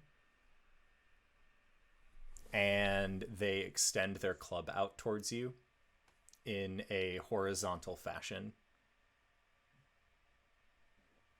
I move to accept it. And as you do, it lets go and gives it to you freely. Is this heartwood then? And it nods. Thank you very much. I will let Santuar know that you were very helpful. And it nods again. Give it a broad smile. Caleb walks up to the figure and pulls his club from his shield and offers it back. And as you go to offer to it, it brings its shield up and makes a defensive stance. I think he's trying to give it to you as a And replacement. the figure reaches out with a wooded hand and grabs a hold of your club, Caleb. And looks at it again, and shakes its head and just motions to give it back to you. He takes it. I'm like, oh, okay. Puts it back in his shield. I look at Caleb. I think he appreciated that gesture. It nods, and you hear that rattling sound again. I look back to the spirit. Do you by any chance know where we could find the Remoras. Remora's worm? And We need the wax.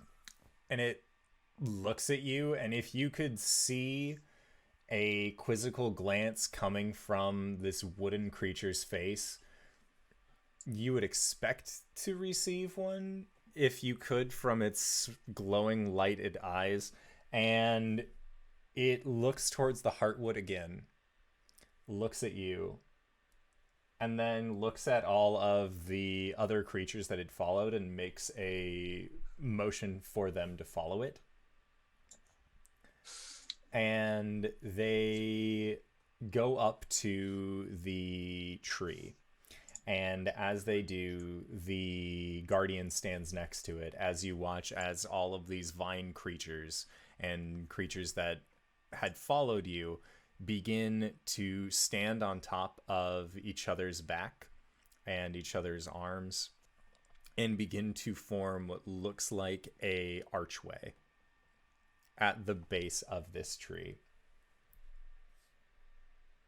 And the guardian puts a hand against the tree.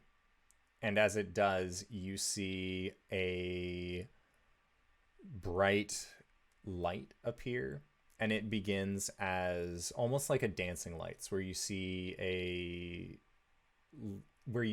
greens and reds and vibrant whites beginning to fall, and as they do, they all intermix, and they guide themselves into this gate that has been made for you, and you can see what looks like the tree opens up at a seam on its bark and creates this passageway.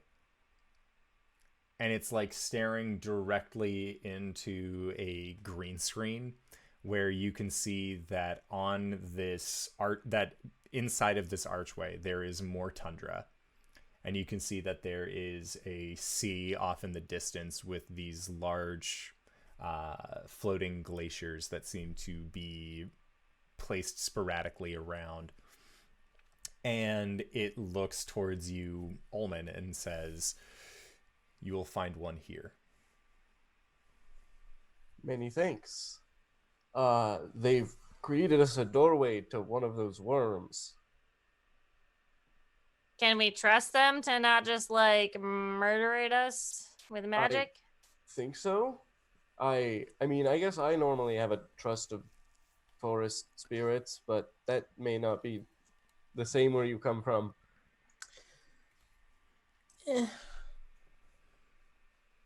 I'm not gonna say it.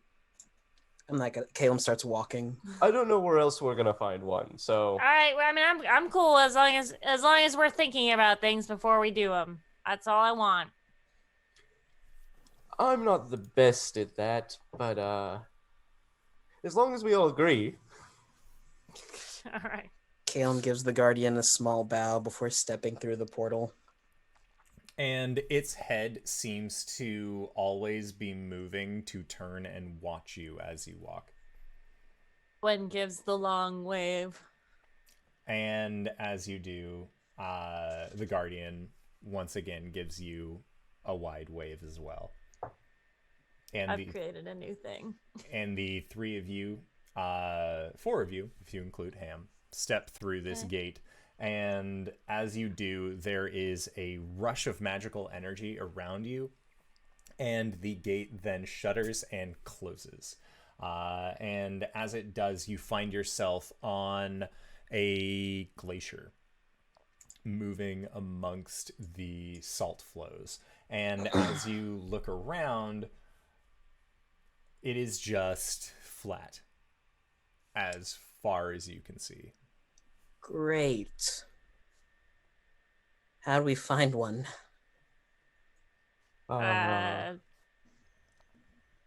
Make a target. Can I make a nature check, I guess? Sure. Yeah, can I also make one of those? Dirty 20. Nice. Nice. 23. Okay.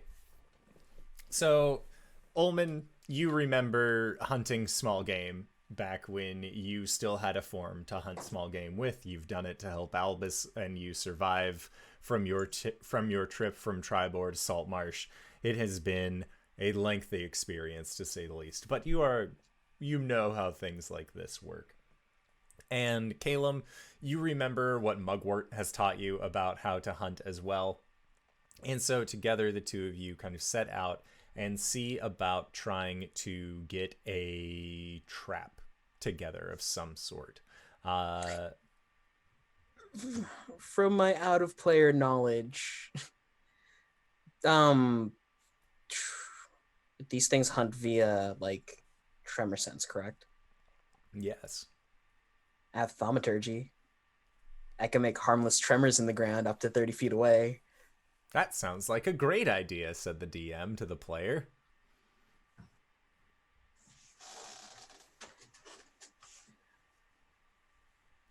I'm worried about that attracting a lot more than we can handle.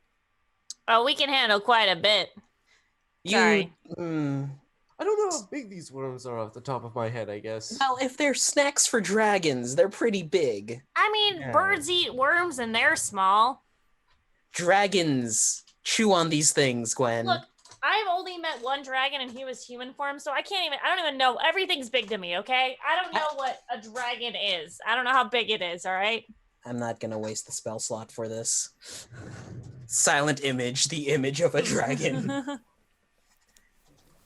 Which is not very big because I believe silent image only goes to large. Yeah, I'd have to do like major image. Yep.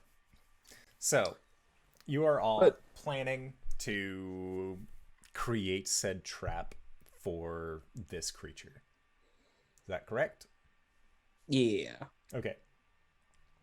So, as you do, Calum, you end up casting your thaumaturgy and just sort of like creating a more step-like pattern of some sort of large creature. And as you do, I would like for everyone to make perception checks.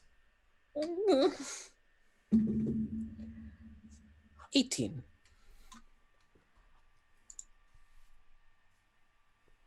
22. Perception. 17. Okay, so you all see that through this blizzard, looking out, that there is a reddish color that seems to be making its way towards you, and it is moving beneath the surface of the ground that you can see. And you see that it is making almost a winding snake-like motion, and as it is coming, it goes towards where, Calum, you have been centering your thaumaturgies, which have a range of how much? 30 feet. It has so 30 feet away from where you all are, you eventually watch as that reddish color snakes its way towards, and at the central point, there is an eruption of snow and ice that bursts from the ground, and as it does, you watch as this horrifying creature makes its way up out of the snow. Gwen, it has more legs than you have ever been comfortable seeing on any creature. It looks almost like a millipede if a millipede was made and fueled by nothing but hatred for the cold, even though it lived there. You see that it has the hood of almost a large cobra, and at its front-like face, you see two large bulbous eyes, two antennas that jut backwards, and then two that extend downwards, and a pointed face with the two chitinous grabbers of an insectoid-like creature that seem to burst up out of the ground looking for its food. I would like for everybody to make an initiative roll. Can, as a free action, Calum just go, oh, fuck. Of course. There's our dinner guest. Why don't we give him a show? Ba-da-ba-da. Elmo's 18 world. initiative. That's supposed to be a pun? That was terrible. 17. Boys rolling well for initiative. Also 17. Oh, wait. Initiative's +1. 14. 18. Math. What? No, Because- I rolled a 13. Oh, Okay. you said... And then okay. I added 4 for reasons. I don't know. My brain was like +4, but it's +1. And Ullman, what'd you get? 18. Okay, so Ullman, you are going to be going first. What would you like to do when you see this large beast appear out of the snow? It's 30 feet away from us? It is 30 feet away from you currently. I think I'm gonna just start with some Eldritch Blasts. Okay. Ullman plants his feet and like holds one of his hands out, and from his palm generates a blast of blue energy. I don't think 11 is gonna hit though. An 11 does not hit. How about a 13? A 13 also does not hit. Damn snow. Okay, so then next up is Calum. I just want to check something really quickly. Cool. You see Calum look at it, reach for the top of his head, and pull down, and magic is cast as he casts Mirror Image. And it's basically the ethereal hoplite Hoplon form comes up, and then 3 more images of him. And he's gonna just back up slowly. Okay. Sounds good. Next up, Gwen. Fuck, I see this picture and I hate it. So this makes me physically uncomfortable, and It's nightmare fuel. It's 100% is nightmare fuel. Gwen would like to tiny rage, please. And she's gonna run at this chonker of a boy. And she is going to attack it recklessly, because why not? So what Ullman sees as Gwen rages is she whips the battle axe from behind her back out, and it's, again, the size of her, but she kind of wields it with one hand. And she, like, flexes and yells to the sky, and this form of a, I don't know if you know, he would know what a Goliath is, but Yeah. this Goliath goes out of her and does the same movement she does, and she starts like fucking tearing towards this thing, and she'd like to recklessly attack it, please. Okay.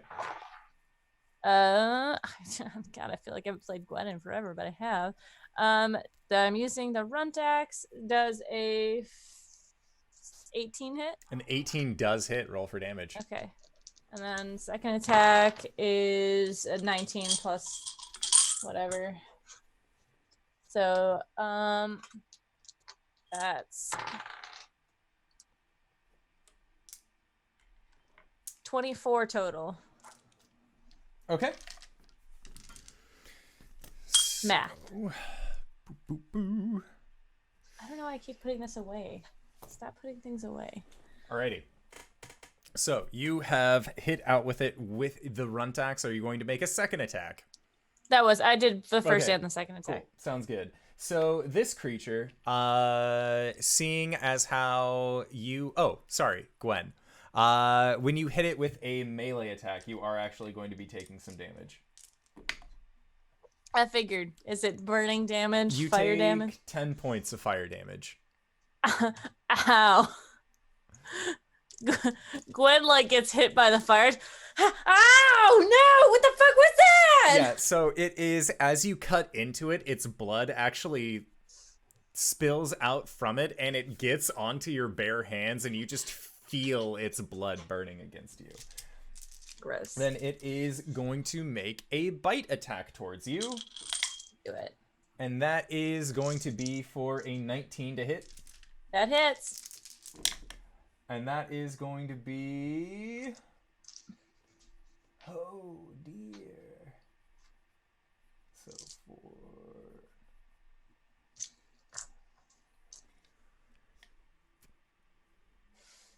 for 41 points of piercing damage. Fuck.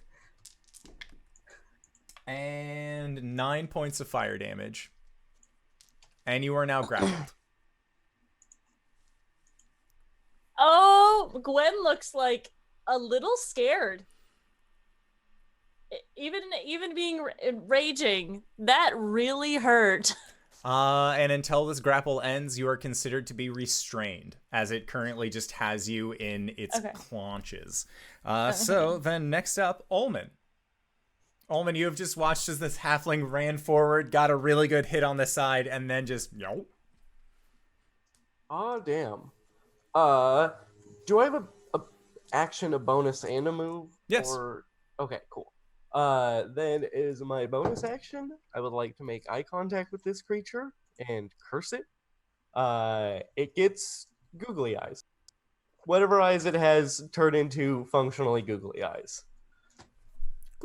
And then I want to run up and try to take a slice at one of the like tendrils enwrapping Gwen.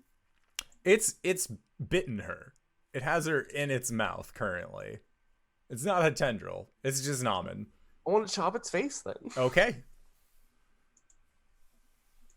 With a green flame blade, though I think it's probably immune to flame. You remember Just a from hunch. your interaction with the shopkeepers in Sigil that it is indeed resistant to fire, or it's actually immune to fire damage. I was gonna say resistance is not immune, but Immune is immune. So then, just a normal cut here. Does a 26 hit? A 26 does hit. Roll for damage. And this will count as a sneak attack.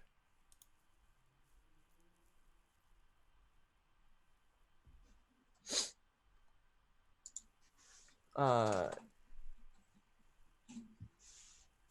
19? Okay. 19 points of stabbies. Yeah. Okay. Sounds good. So it has 21, been... because Hex Curse. Yes. Told myself not to forget that, and I got it. Okay. It is still looking angered, but that's fine. All things considered. So then next up is Caleb. Gwen! And then he's going to cast a Guiding Bolt at 5th level. Hoo-hoo. Say that I'm grounded. 18? An 18 does hit. Roll for damage. Yes. 24 points of lightning damage. Woo! Next hit advantage. Sounds good. Which, Gwen, it is your turn. You're currently restrained by this creature. You're muted. Is Ullman within 10 feet of me? He is. Oh, right. Thank you for reminding me. Ullman, Sorry. you take 12 points of fire damage.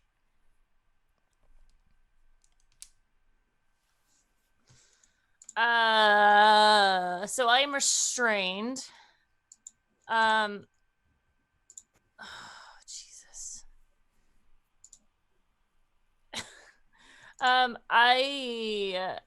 gonna tell Ullman to get back, and I'm going to hold my action. I'm gonna cast Thunderstep, with my gauntlets, as soon as he's out of range. Okay. Sounds good. And Thunderstep is... An action, and it's okay. only vocal. Got it. Sounds good. So it is now the creature's turn again. So for restrained, let us see what that means. So a restrained creature's speed becomes 0. Attack rolls against it have advantage, and the creature has disadvantage on dex saves. So it already has you in a bite. It's going to try and do a second bite towards you, Gwen. And that is a 18 to hit. Mm-hmm. Okay, so if the attack hits, then you are going to be taking this damage for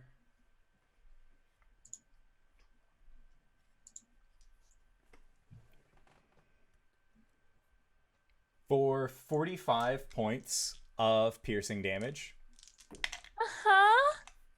13 points of fire damage, Uh-huh. and you are swallowed. Oh. Oh. Gwen! Oh no. This Oh, is bad. no. This And is real you bad. will be taking acid damage at the start of each of the Remoraz's turns. Great. I have 13 hit points right now. Okay. Things are fine. Things are fine. And it then looks towards you, Ullman, and then gets very large and extends its frills out in a show of dominance towards you. Next up, Ullman. Yeah. Can I get a number 1 combo with?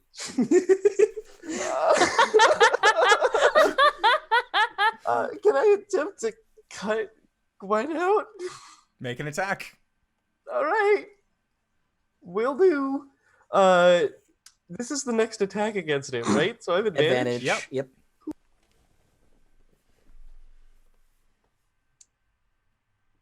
Thank you, advantage for that 19, which I believe because of my curse crits. Yeah. Ooh. So Uh,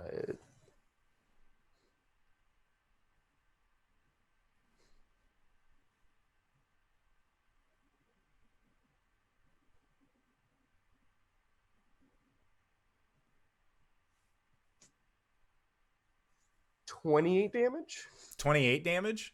Yeah. Okay. And that includes your curse damage, correct? Yeah. Okay.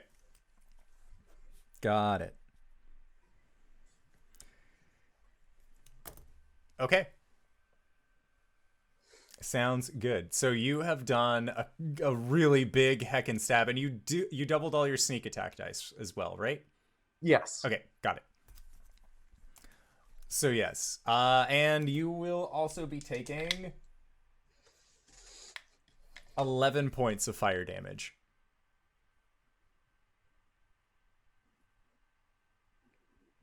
Alrighty. Next up, Caleb. Caleb's gonna run up to it and cast the new spell that he made, Nevermore Shrike. What does that do? It does psychic damage as it rends the target's soul from its body. Gross. It's basically Nevermore, but like psychic damage. Clearly a nat 1. Clearly, no, it's 20 odd. Yep, that'll hit.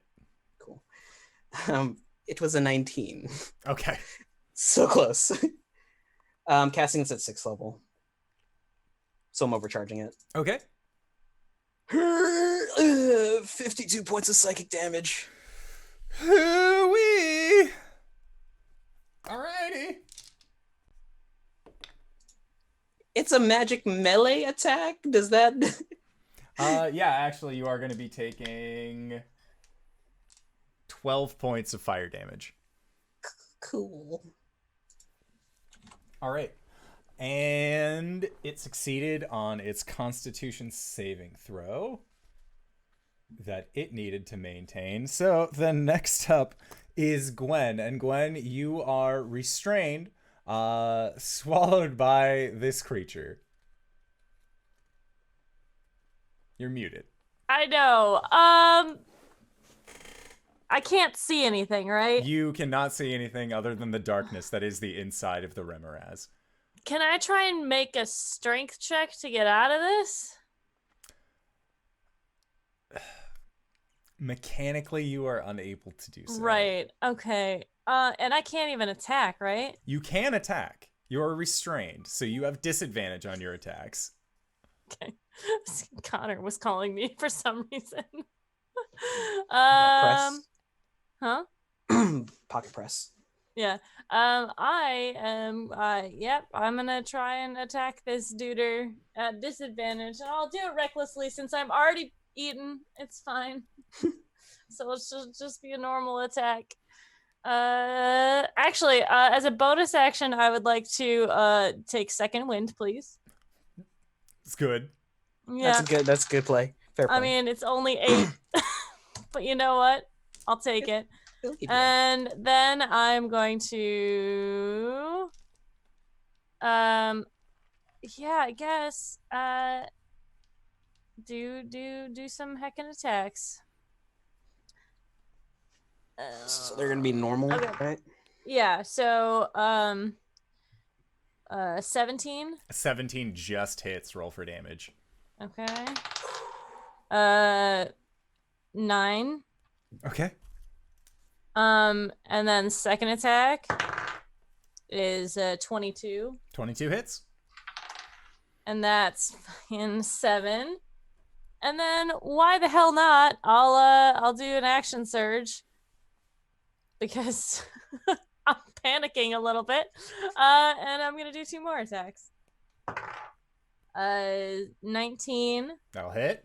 for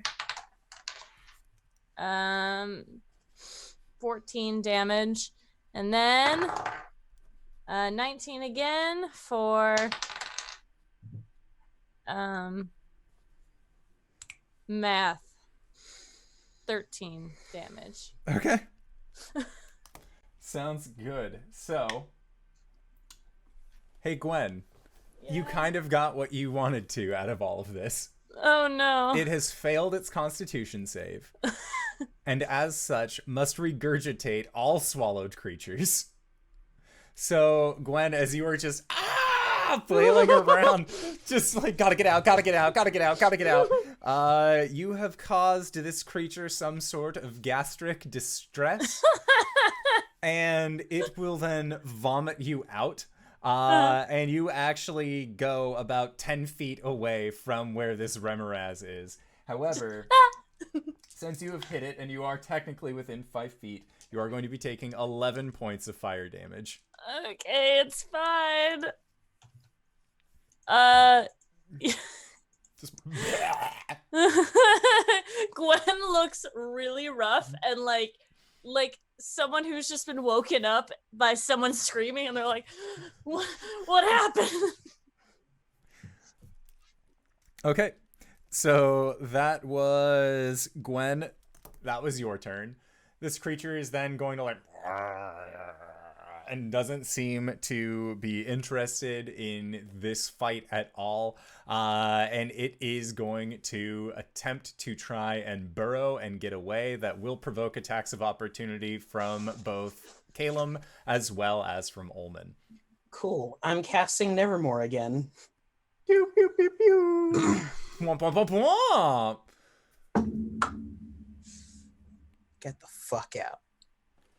Got a nat 20. Yeah, boy. Nice.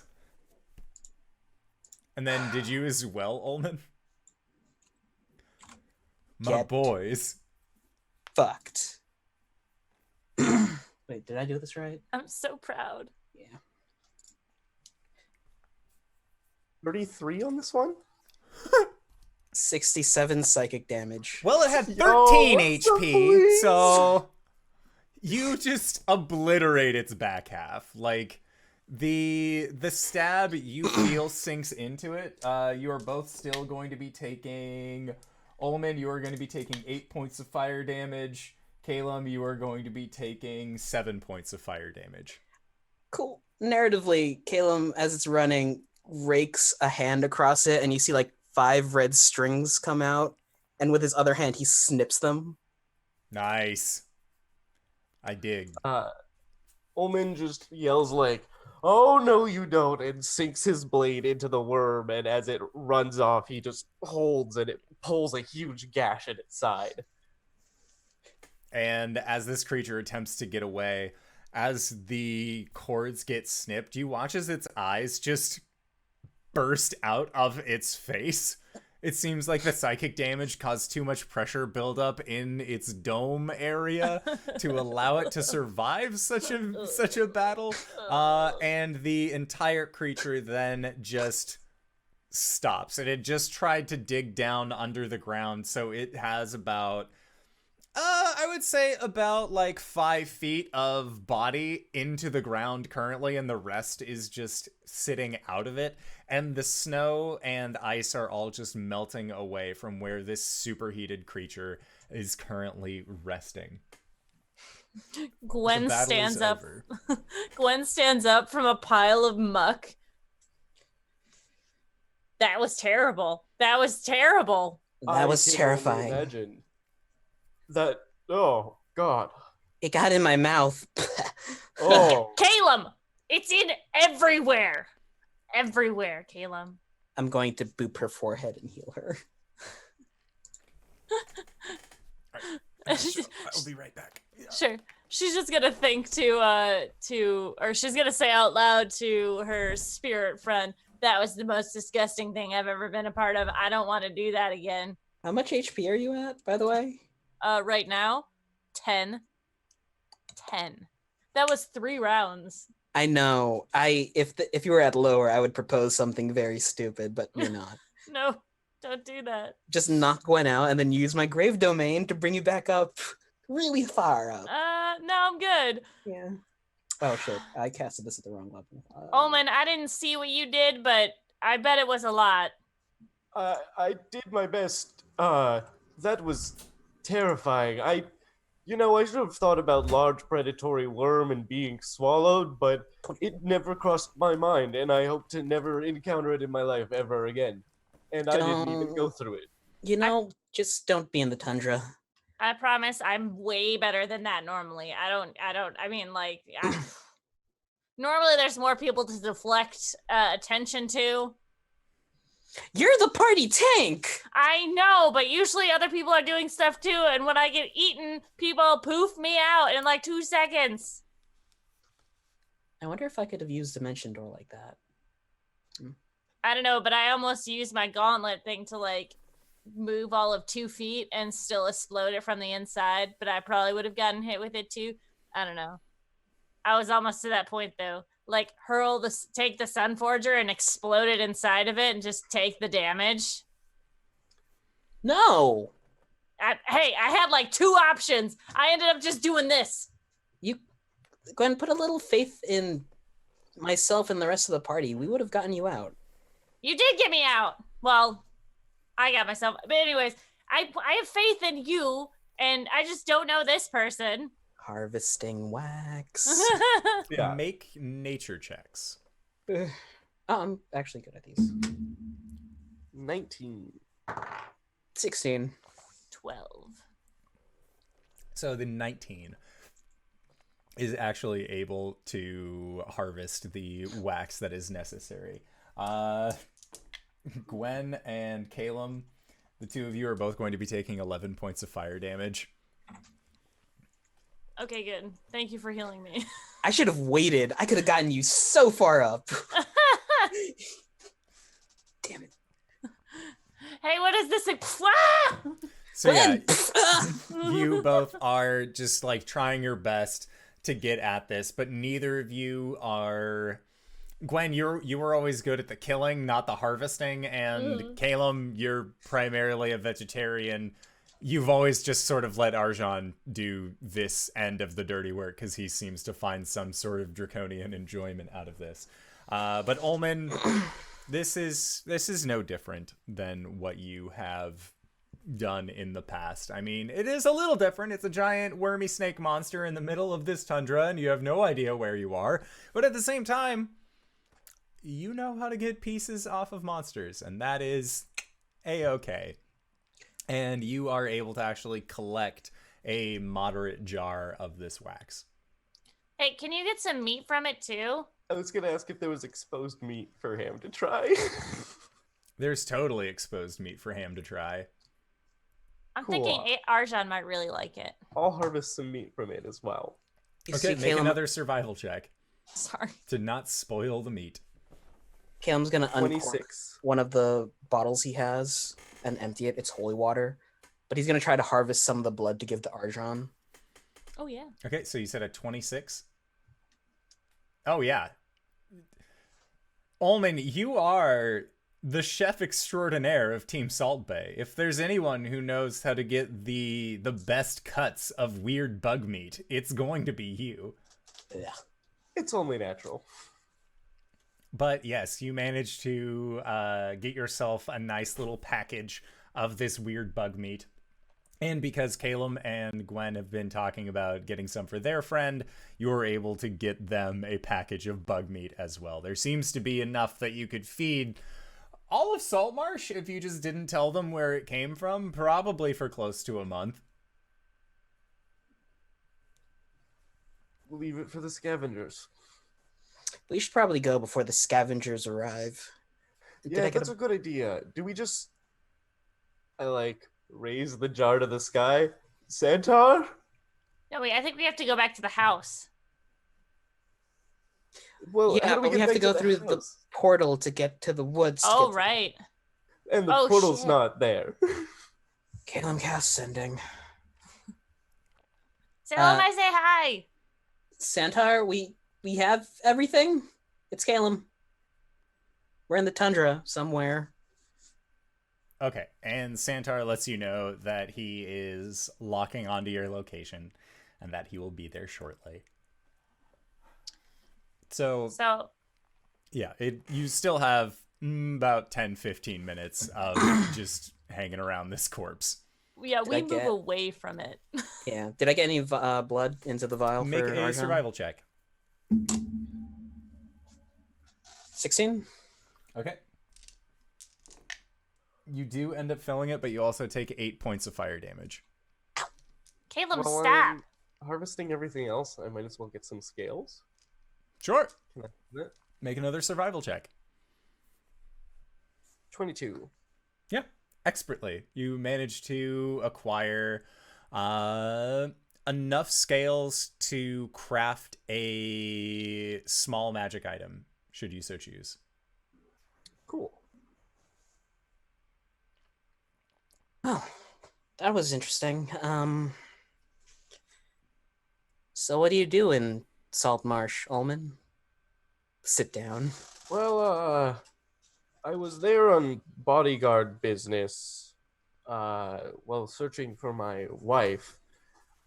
But things have been more complicated since then. We stopped a Sahuagin invasion.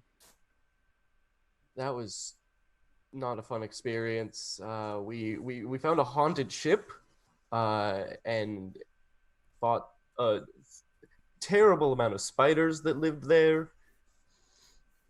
We just adventured, I suppose. Is your wife another short sword or is she a scabbard? Well, Fist. she's a witch, probably by this point. I'm not sure she's still alive. In fact, I just learned I have a daughter Mazel tov. who tried to kill me. Not so mazel tov. But I'm hoping maybe we can talk it out. Well, good luck with that. What about you two? She's the chieftain of the Goliath camp, and I'm no one of consequence. Oh, yes, you are. You No, summoned I- a unicorn, dude. You're a badass. Yo, that's incredible. Shamrock shivers. Will always be with me. No, we're an adventuring party. There's a dragonborn that's with us. Well, he's not really a dragonborn. He's like a dragon dude. And then there's an Eldrin who is trying to find her seasons. And we're in a city that's under a mountain, but it's not all dwarves. We're trying to stop the god of death and a dark star that's is the dark star coming to them? Should we warn them? Or is that just Darkstar? our world?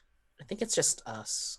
Oh, Last okay. year we asked, and they didn't know anything about it, so... Cool. Well, never mind then. We're trying to stop a big old ball of space worms. His god is trying to kill us. She's not my god. Tiamat's I know trying to that kill feeling. us. She's not?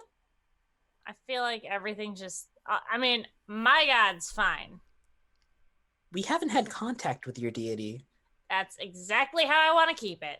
That is honestly a great way to live. I do not recommend ever contacting your deities or getting contact if you can help it. I hate it. Mhm, They mhm. say never meet your heroes. So how'd you become a sword? A moment of weakness on my part led to my mother-in-law cursing me in the woods to be a tool. I was a dagger for a long time, a hunting knife, and then, I met Umberly because I asked some things about her. I hadn't really had any contact with gods, and so I was curious why everyone hated her. And then she was like, hey, and life has been terrible ever since because now the gods won't stop meddling in my business. Dude, same. Arsden is here too. He's like taken over our cleric after bringing her back to life, and I just want to get rid of his influence completely.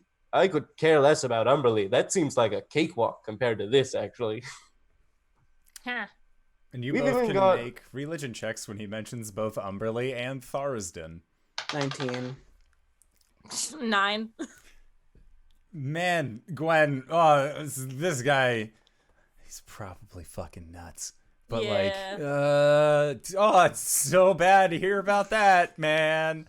Calum, you got a 19 for Umberly. You are quite familiar of the sea goddess. You've actually been to a shrine of Umberly before. That was located on the Isle of Aratsk. Make another religion check. Shit, I gotta remember things. I just saw this. 12. No idea who Tharsden is.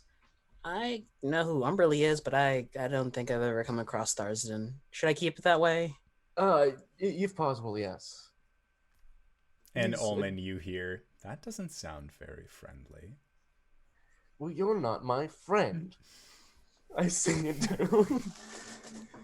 We've even got Aboleth in human form, who's a member of our party, who's trying to capture another Aboleth, who's trying to start a religion, and that's like the least of our worries somehow. Isn't an aboleth like a piece of stone? No, that's an obelisk. Oh. 16 for an Arcana check. You have not heard of these creatures. Never heard of an aboleth. They're No, that's an albatross. Sorry. big squid eldritch creatures. They were around before the gods, and then the gods kind of locked them in the deep. I don't So- think our creation myth is the same as your creation myth. Yeah, I wouldn't be surprised. Hmm. Uh, There's a Crossing small worlds fire is that's been made. interesting. Do you ever go down to Waterdeep? I've been there once or twice. If you ever run into a dude, he's a Goliath, no tattoos. His name is Kronk Goreblast. If you ever run into him, tell him Gwen says hi. Most definitely. If you ever run into a all-white shifter woman, she's really scary. And she's gonna try and hit on you. All right, I will inform her that I'm married. What Okay. was the thing you did? What was the weakness thing? What was your moment of weakness? And as you are I- asking that question, you hear these sleigh bells from above as you see Santuar flying, pulling almost rickshaw style this large sleigh behind him, and it seems to find a spot in the air to then do a Harrier landing, and just seems to land vertically next to the three of you. And Santuar looks so tired. But Aw, like buddy. he might have gotten a little bit of some sleepies in the meantime, but for the most part he does seem a little exhausted. But he motions for all of you to join him or to hop into the sleigh, and he says, Were you able to find everything? Yeah, just the two Points. things, right? and he There were some nods. very helpful wood spirits who donated their club and made us a doorway here to kill the worm. And Santuar nods and looks over, and you see like eyes get really big and just, I knew That I thing could is- count on all of you. That thing is fucking scary, Santar. Okay? All I right? hate Gwen. It ate me. I never want to fight one of them again. Okay, I'm not. You know what? I really like you, Santar, and I don't mind doing things like this for you. But I better get some extra candy this year. I'm just saying. And Santuar nods.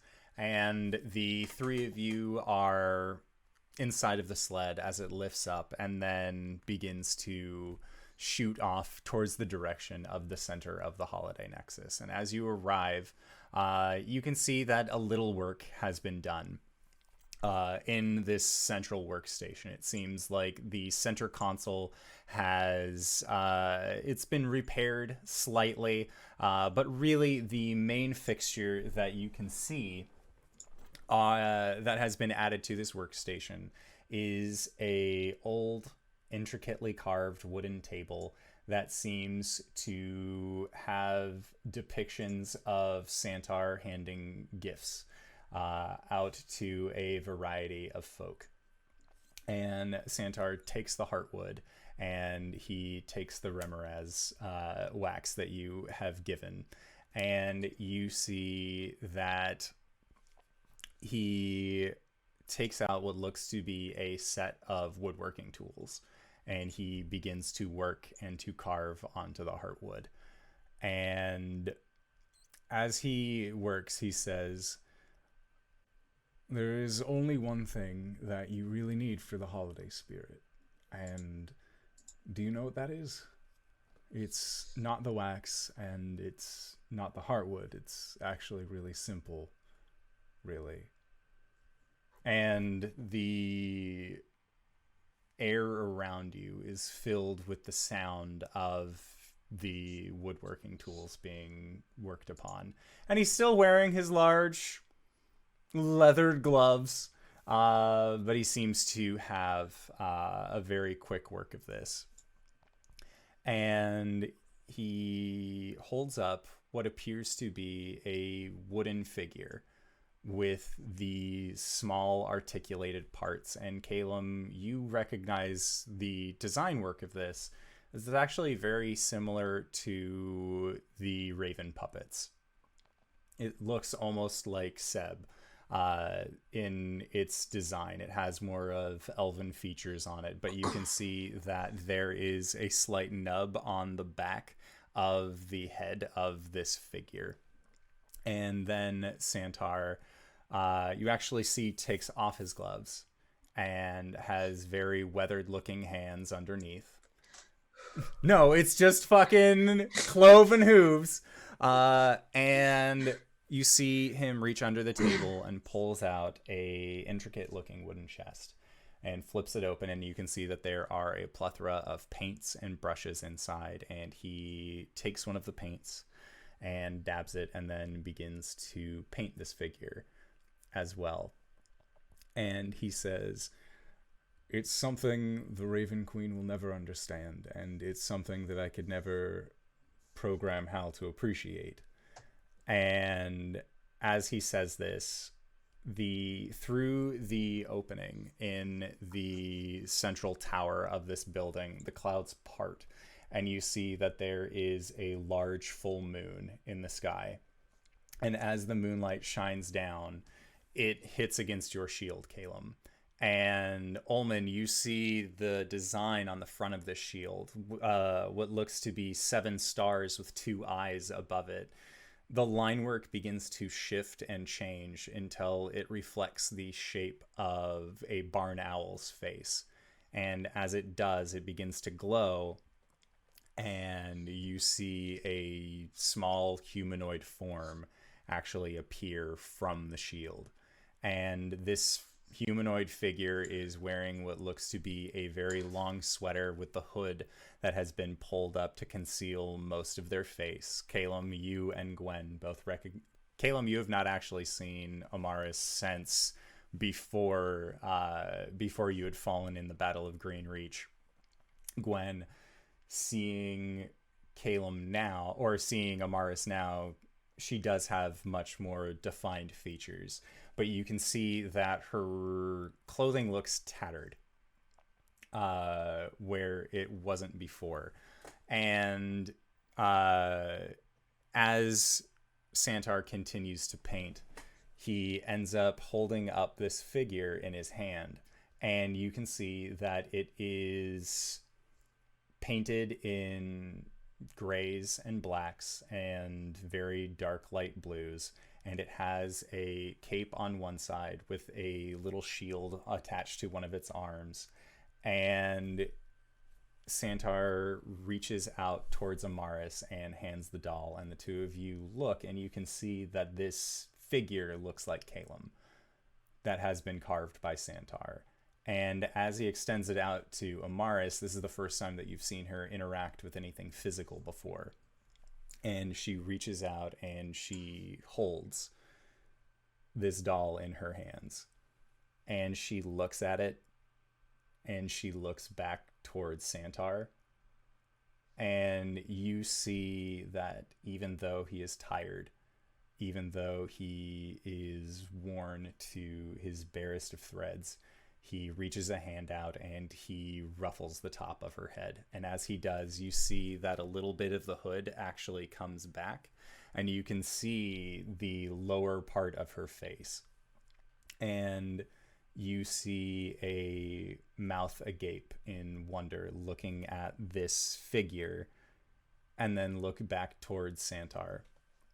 And Santuar says, "It is the joy that comes from seeing wonder in another's eyes at a gift freely given." And then you see Amaris just hug this toy that has been made that looks like Calum, and she hugs it so tight. And as she does, you see that her shoulders are beginning to shake. And Gwen, you've seen this before when she was trying to bring Calum back. And all three of you can actually see what look like vibrant lines of pure radiance that seem to be coming from the still shadowed part of Amaris's hood down onto her face. And as she is crying, this stream of light drips off, and as it does, it, rather than sinking down to the ground, floats. And it comes off of her face and floats up. And above her, starting as tiny motes, you watch as this radiant, almost diamond-shaped thing begins to emerge. And it begins to glow, and it becomes bright, and it becomes vivid. And Gwen, you see as Amaris's tears of joy recreate the holiday spirit that rests above her, above Santuar, and above the lot of you. And Santuar looks at it and very gently reaches out his hands and seems to pluck it out of the sky. And he looks towards Amaris and he gives a gentle bow. And he looks towards the three of you and he gives you a very wry smile. And he says, "Never forget that joy. And happy holidays." And he bows towards you again. And that is where we are going to call it for tonight's session. So I would like to say thank you to everybody who decided to stop by and join us for this wonderful excursion through the holiday crossover annual part 2. We've done it, gang. Hey, RJ, where can we find you? What do you do?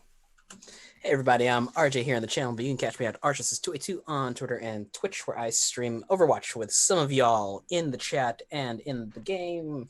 Right now, you can catch me here, of course, as Calum, the Shatterkai Wizard Cleric, on Mondays, where we play our homebrew game. On Tuesdays, the final battle of Barovia is coming to a head. Whew, boy.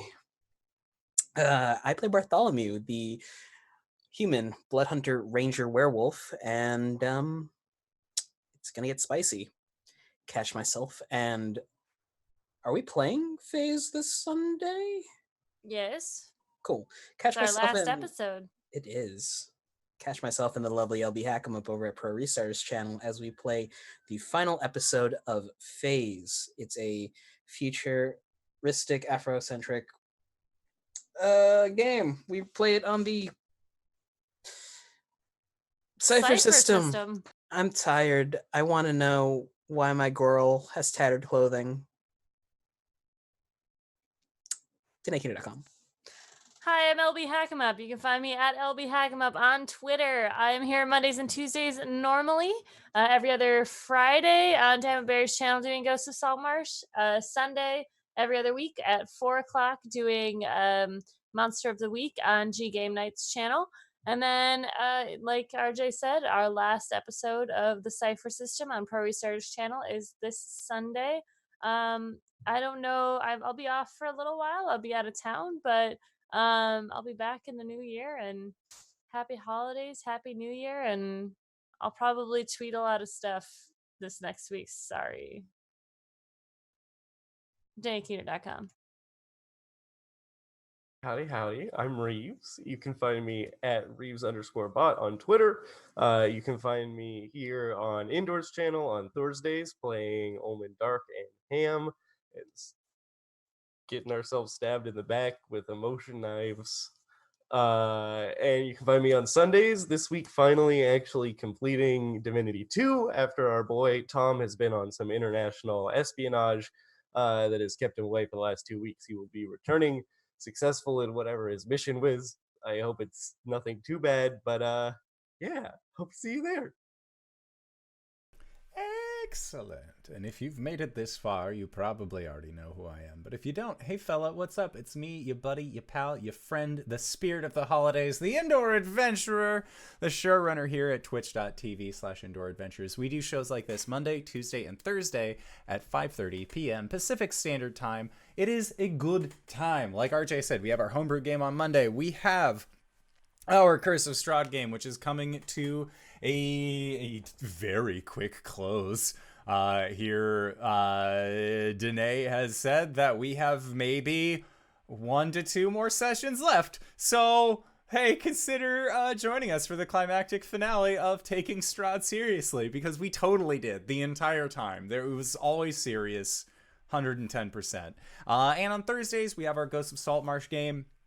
I am going to be eventually with the new year and work schedules, we might have to restructure what nights are available for stream, other things like that, but that is just personal night, and I'm also going to be seeing about other games being run on the channel as well. So look forward to that. Also, hey, we did it. 420 followers. Blaze it. We got our Descent into Avernus giveaway that we are going to be announcing here shortly. So consider giving us a follow either on Twitter, wherever you can find us, and we'll let you know when all that happens. But for now, I have a wonderful secret Santuar present to open in Knights of the Courtyard, our Patreon-supported podcast after show that we do, where we answer questions not only from the community, but also from each other. So if you've had any questions during this game, consider going to our Discord, asking them, and then, hey, we'll answer them as best we can. So until next time, see you guys later. All right, everybody. Bye-bye. Happy holidays! Happy holidays!